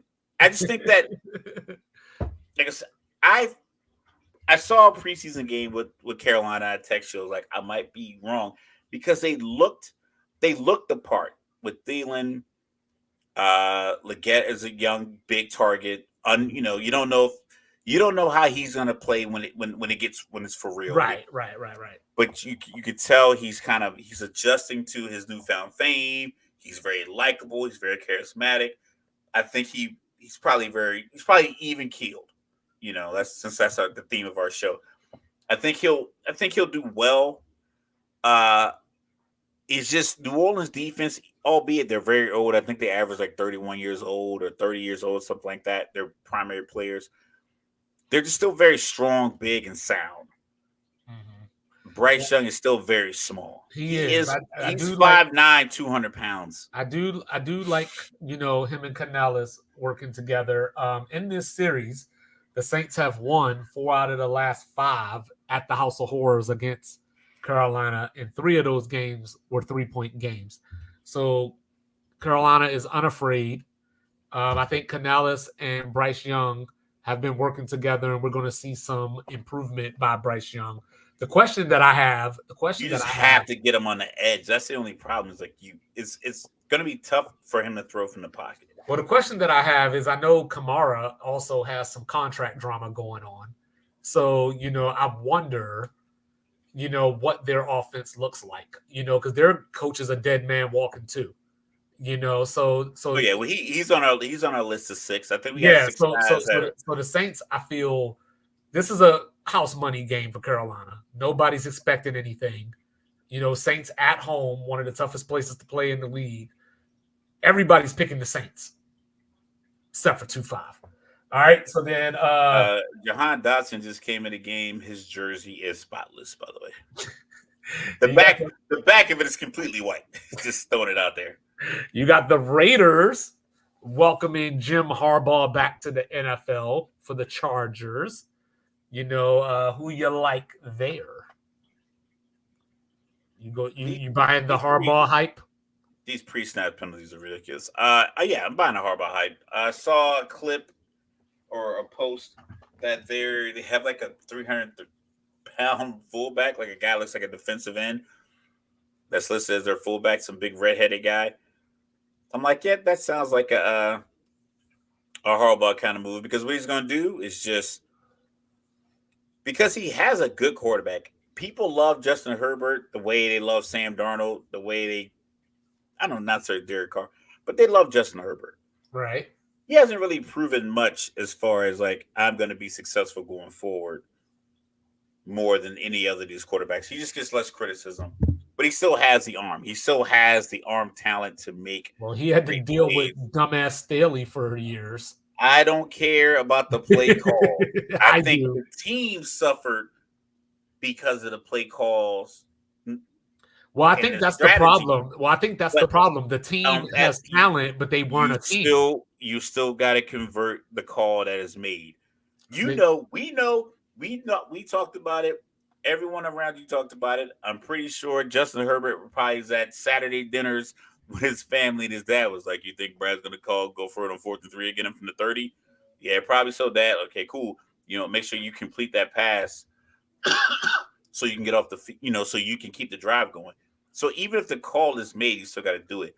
I think Harbaugh is going to keep him more on 3rd and 2 a lot more often.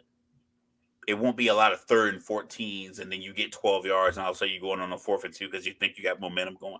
Right. I think Harbaugh is going to keep it simple and just run the ball. Like I said, they have Rashawn Slater and Joe Alt, 2 top-tier tackles, top-tier quarterback. They are probably this year figuring out how it looks in Los Angeles, and then next year they're a real threat in the AFC West. I agree with that. I ain't got nothing to add to that. I'll just say, I am looking forward to seeing Christian Wilkins next to Max Crosby, which in turn should make Tyree Wilson look better. That should have been for the Raiders. This all this stuff we talked about with Dallas. The Raiders should have been like, you know what? We've already breaking the bank to pay Christian Wilkins. We got this guy next to Max Crosby. They should have been more aggressive in the quarterback market. You're probably not going to win your division because you got Mahomes, but if you get a guy, like if they would have made like a real move, even if it's a rookie, like they should have just been a little bit more. Unless they're waiting on that. Just have some kind of hope going forward, which they don't at the moment. I'm taking Seattle over Denver. I don't like a rookie making his first start at Lumen Field. But the field is literally designed to pump noise onto the field. Like the physical structure of the building. Right. Besides the fact that this was a quarterback that I wasn't a fan of to begin with. And you know how I feel about the coach. Mm-hmm. I do. Listen, I'm not a big fan of Kellen Moore either. Yeah, I'm not a big fan of Kellen Moore either. And, he's making my guy look non-MVP-ish right now. Jordan Love doesn't look that good either. No, he doesn't. But give me, here we go, ready? Give me the Cleveland Browns. Rest in peace to Deshaun Watson's father. Give me the Browns over Dallas. And I'm going to just sum it up like this. Remember last year, Dak on the road, Browns at home. That's why I'm picking the Browns. God, you know what? When you give me information like that, I got to trust it. My mom used to say, you got to pick up people's good habits, not their bad habits. One of your good habits is giving quality information. Well, like last year we talked about it. Dak was completely a shell of, well, I ain't going to say a shell of himself. That's a little strong. But he was nowhere near the quarterback that he was at home. So in turn, Dallas went undefeated at home until the playoffs. Cleveland, gave up almost 13 more points on the road than they did at home.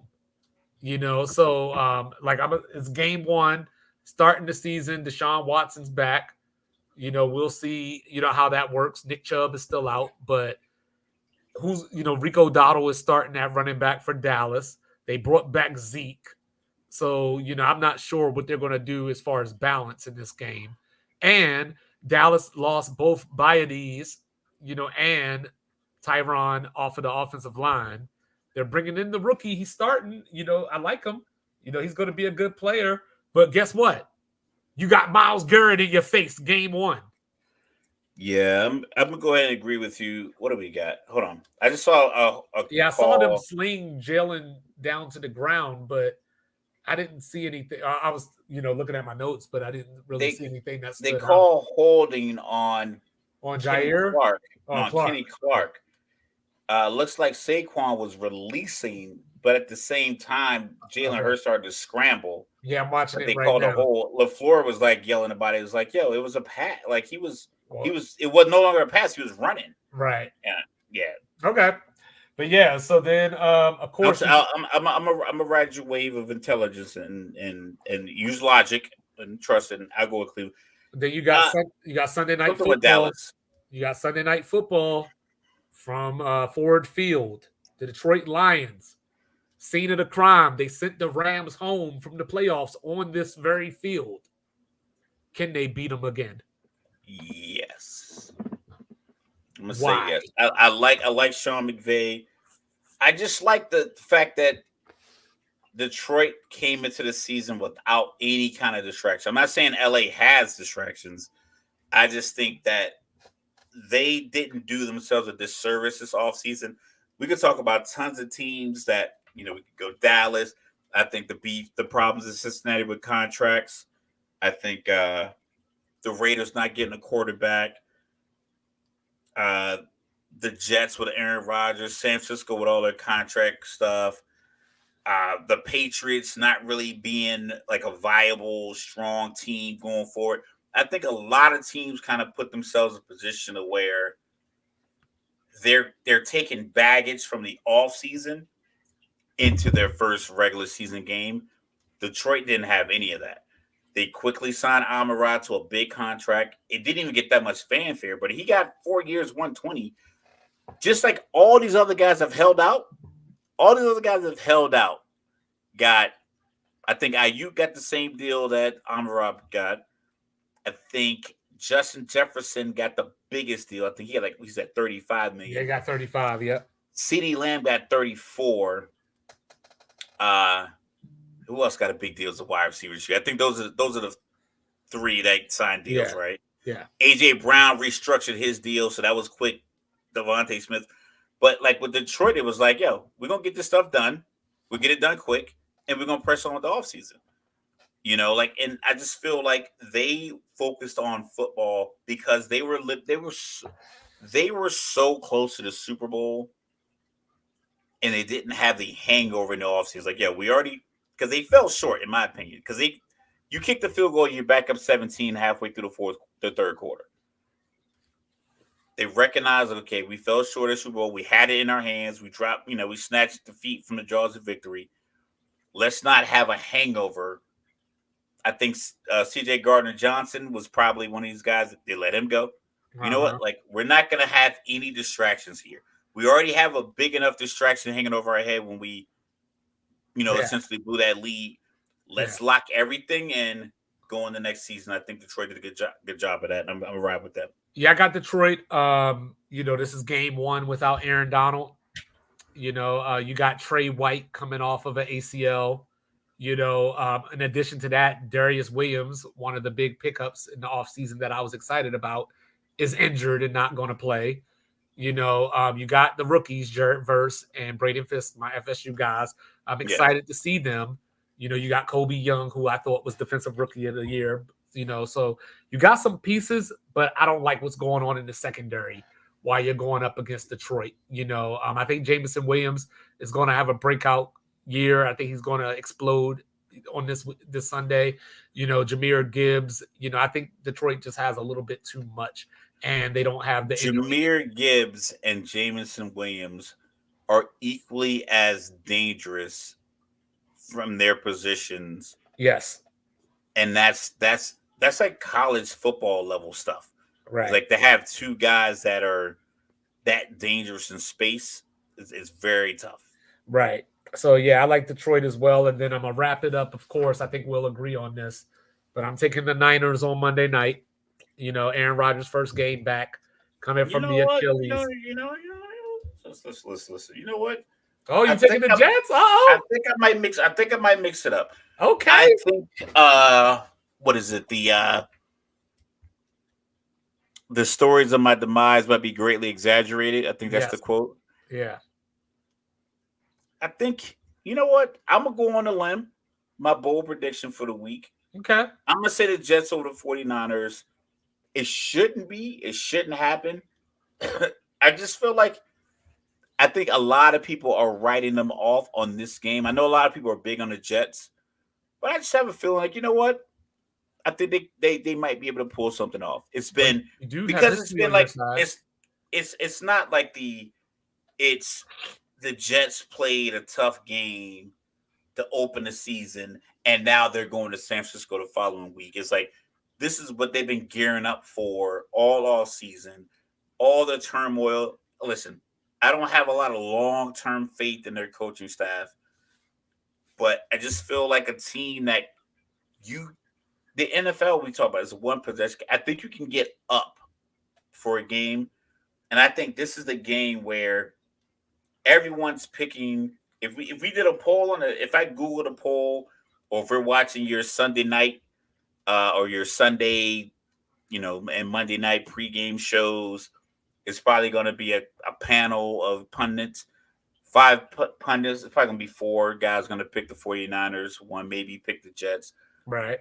Overall, America's probably going to be about 70-30.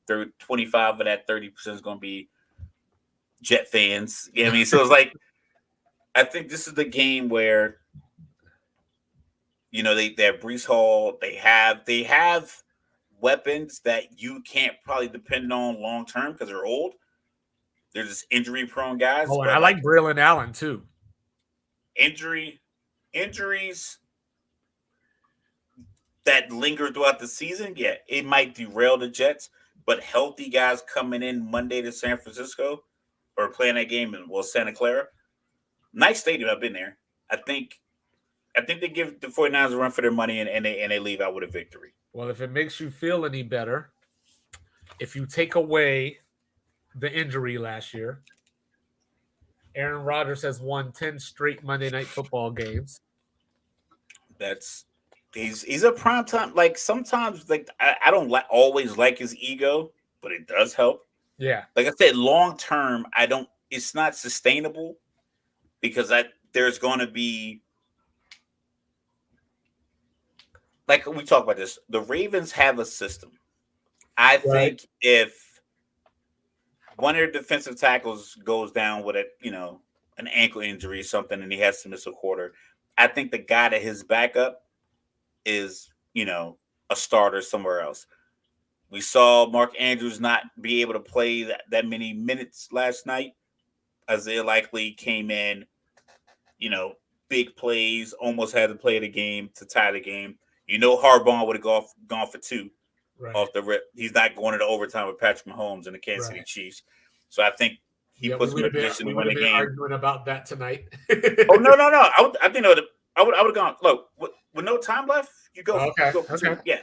If it was a minute left and they can still kick a field goal, then you tie it up and play defense. Because being up by 1 point and they can still, it's different. But like with no time left, it was like, yeah, I would have gone for 2. But I just don't know if the Jets are a system or they're just a collection of players. Right. And the Hassan Reddick thing is just mind blowing. I don't haven't solved that yet. But yeah. I think the Niners, some teams just have your number. I think the Niners have Aaron Rodgers' number, and then when you look at it, I don't think the Jets are going to be able to establish the run game. So I think that first game back, it's just going to be a lot of pressure to ask Aaron Greenlaw's still out, and right? You were the one that always is Greenlaw out, right? Is Greenlaw out? I believe so. February, yeah. So I can't imagine he's back in 7 months. Yeah. And you were the one that always told me about, Aaron Rodgers hasn't thrown for 300 yards and, da-da-da-da-da. Like, I think for the Jets to win this game, obviously their defense is going to have to look like the Jets defense. So I think that they can close certain gaps, and I think it will be a close game. I just trust the 49ers coaching more, and, I just trust the team that has been there before outside of a player who has been there before. Yeah, I give you that. But like I said, I feel like a lot of our picks have been, I think the ones we agreed on, you could never say they're locks. Come on, Saquon. We picked, we both picked the Chargers to beat the Raiders. Right. And the Raiders will, mess around and win this game 27-24 on a. They don't even need an offensive touchdown to win it, right?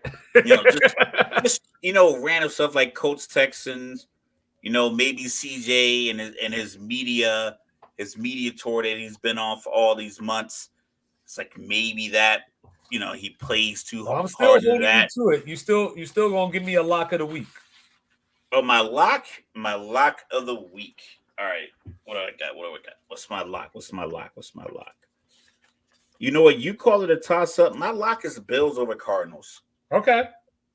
I like I said, Josh Allen was my non-bold prediction, like preseason MVP. I just think he's gonna have to do. Come on, Saquon, with these veneers. I thought it was a mouthpiece. Your teeth so white. Look at it when he walked to the sideline talking. Because you're a couple seconds behind me. Look at it on the screen. I see him. Bright ass teeth. Look like white sheets of paper. I'm gonna go Bills Cardinals. Okay. I just like the Bills at home. I like Josh Allen. I like his ability. I like his arm. God, I can't stand this. I like what his arm could do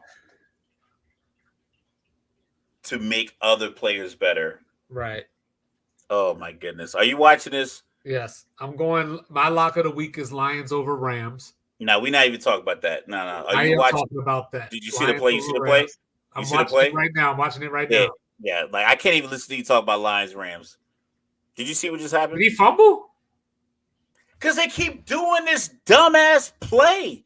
Just line up 4 wide, run it back. Just take a knee. Just take a knee. No, because they had to score because now they got to kick the field goal and kick the ball back. Just don't do this. No, I know, but what I'm saying, but Green Bay doesn't have any timeout. So I'm like, what are you doing? Hand it off. The dude's got 3 touchdowns. Just hand it off. Jalen Hurts could snake a touchdown. Oh my! I'm about to hit my boy who's an Eagles fan right now to see what he's thinking because it's like Sirianni's going to get fired. He deserves to get fired. Like, listen, I know I hijacked your pick, and we're going over 2 hours. That's one of our old school times we should do. But just watching the unnecessary ego because you don't have Kelsey. Everyone was saying all off season, not everyone. People were saying all off season. Is the tush push going to work without Kelsey? It's going to work without Kelsey. But Sirianni and his goddamn ego, it's like you got Jalen Hurts out there scrambling, getting hit. He was getting blasted this whole drive. He was scrambling, getting hit. You paid $37 million for a guy. Give him the damn ball inside the 2-yard line. Well, as a fantasy football owner, I will take Jake Elliott getting me some more points. And now if the Eagles lose, fuck it. Even though I picked them to win. I think they're about to win. We got a penalty. It's just offsides. Doesn't matter. Penalties. Yeah, it doesn't matter. Count the points in. Do your stupid kickoff. So hold on. Wait. Green Bay returns it. So let me ask a dumb question. Mm-hmm. Real quick while we waiting for this game to wrap up. As we wrap this game up, yeah. Yeah. So I haven't necessarily been. I knew about the new kickoff rule. Correct. So there's no more squib kicks? Well, this is the thing. So you look at the NFL field. Kicker, 35-yard line. Right. Defensive players are at the I believe 45, maybe. I think they're at 45 and 50. I believe that's their lineup. We're about to see it live. The landing zone for the kicker, the ball has to land in this rectangular. Right. I believe it's from the 20 to the end zone. To the goal line. Right.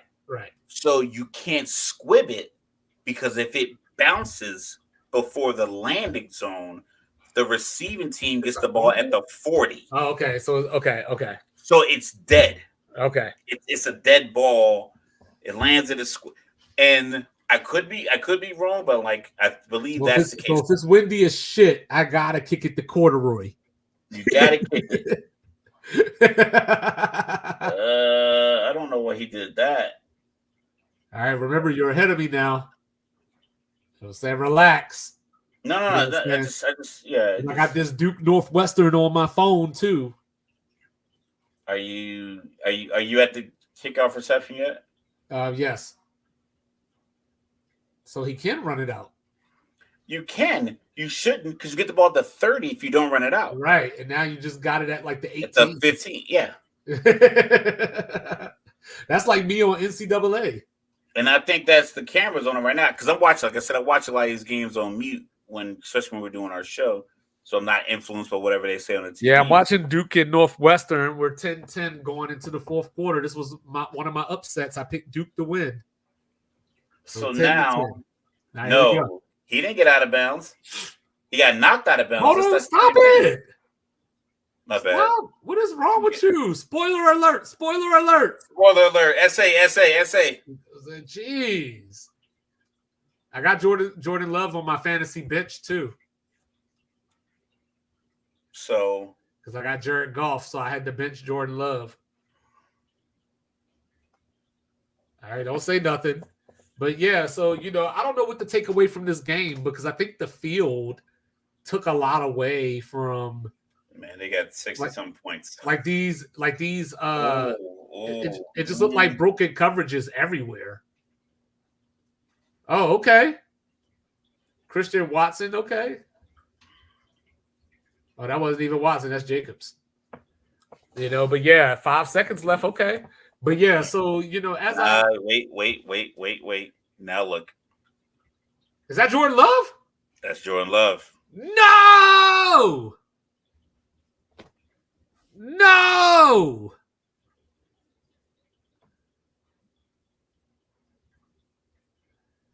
Bruh. Oh, Malik Willis.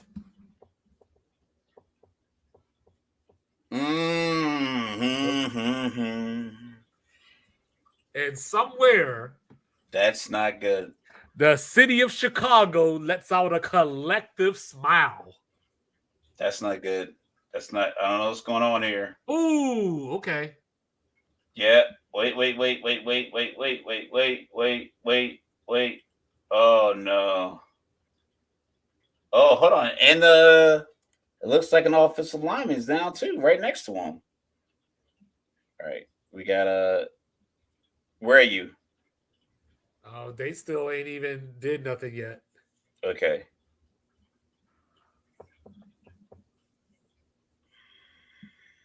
Oh, man. But with that being said, he doesn't return the ball out of the end zone. They have the ball 14 yards closer right now for this next throw. Because obviously it's got to be a throw. I believe they're at the 50, maybe 48, somewhere in that range. He doesn't return the ball out of the end zone. They got the ball to 35. A 35-yard shot to the end zone is more realistic than a 48-yard shot to the end zone. All right, they're at the 40. They're at the 41. Look at this. 35 of 66. No, they're at the 50. So 2nd and 6 from the, looks like 47. They would have been at the 32 if he doesn't, or 33 if he doesn't return out of the end zone. So I don't know why that message wasn't, relayed. Here we go. Here we go. I'm at 3 seconds left. All right, I'm so nervous, man. I kind of want Malik Willis to hit this Hail Mary, man. It's all about the redemption story. I want to see it, if that's the case, just to say, just to see it live, and not to get, all these Twitter updates and everything else. But yeah, I think the NFL season is primed to be a good one. These 2 days, NFL basically is going to be on Monday, Tuesday, Wednesday, Thursday, and Malik Willis. All right, here we go. This is it. I'm telling you, I need Malik Willis to get this touchdown, man. So I'm trying to support him besides the fact that he went to that school. Yeah, it's cool. I mean, I know you from VA and everything. Oh, Jesus. Well, yeah. This is why he's a backup quarterback. That's the difference. Wow. That's the difference between this. Like, why are you rolling left when you a right-handed quarterback? You have to throw a Hail Mary. You should not even be thinking, like, the whole play should be set up for you to slide to the right, cha-cha slide style, and throw it into the end zone. Like, why are you even looking left? Like, it doesn't need to be cute. It needs to be effective. Yeah. All right, y'all. So look, you know what I'm saying? Like, we'll try to keep it under 2 hours next time. It be happening like that sometimes when you're having fun. So, enjoy your football this weekend. We will be back on Monday with recaps and more going on in the sports world. And before you blink, Mr. Logical, we're going to be doing NBA previews. Just saying. Know who I got? Oh, snap. You heard it here first. Mr. Logical is taking the Lakers to win the title. Cap. Like, review, subscribe, share, rate, do all the free things. Do all the good things. Appreciate it, America. See you in a few days. Peace.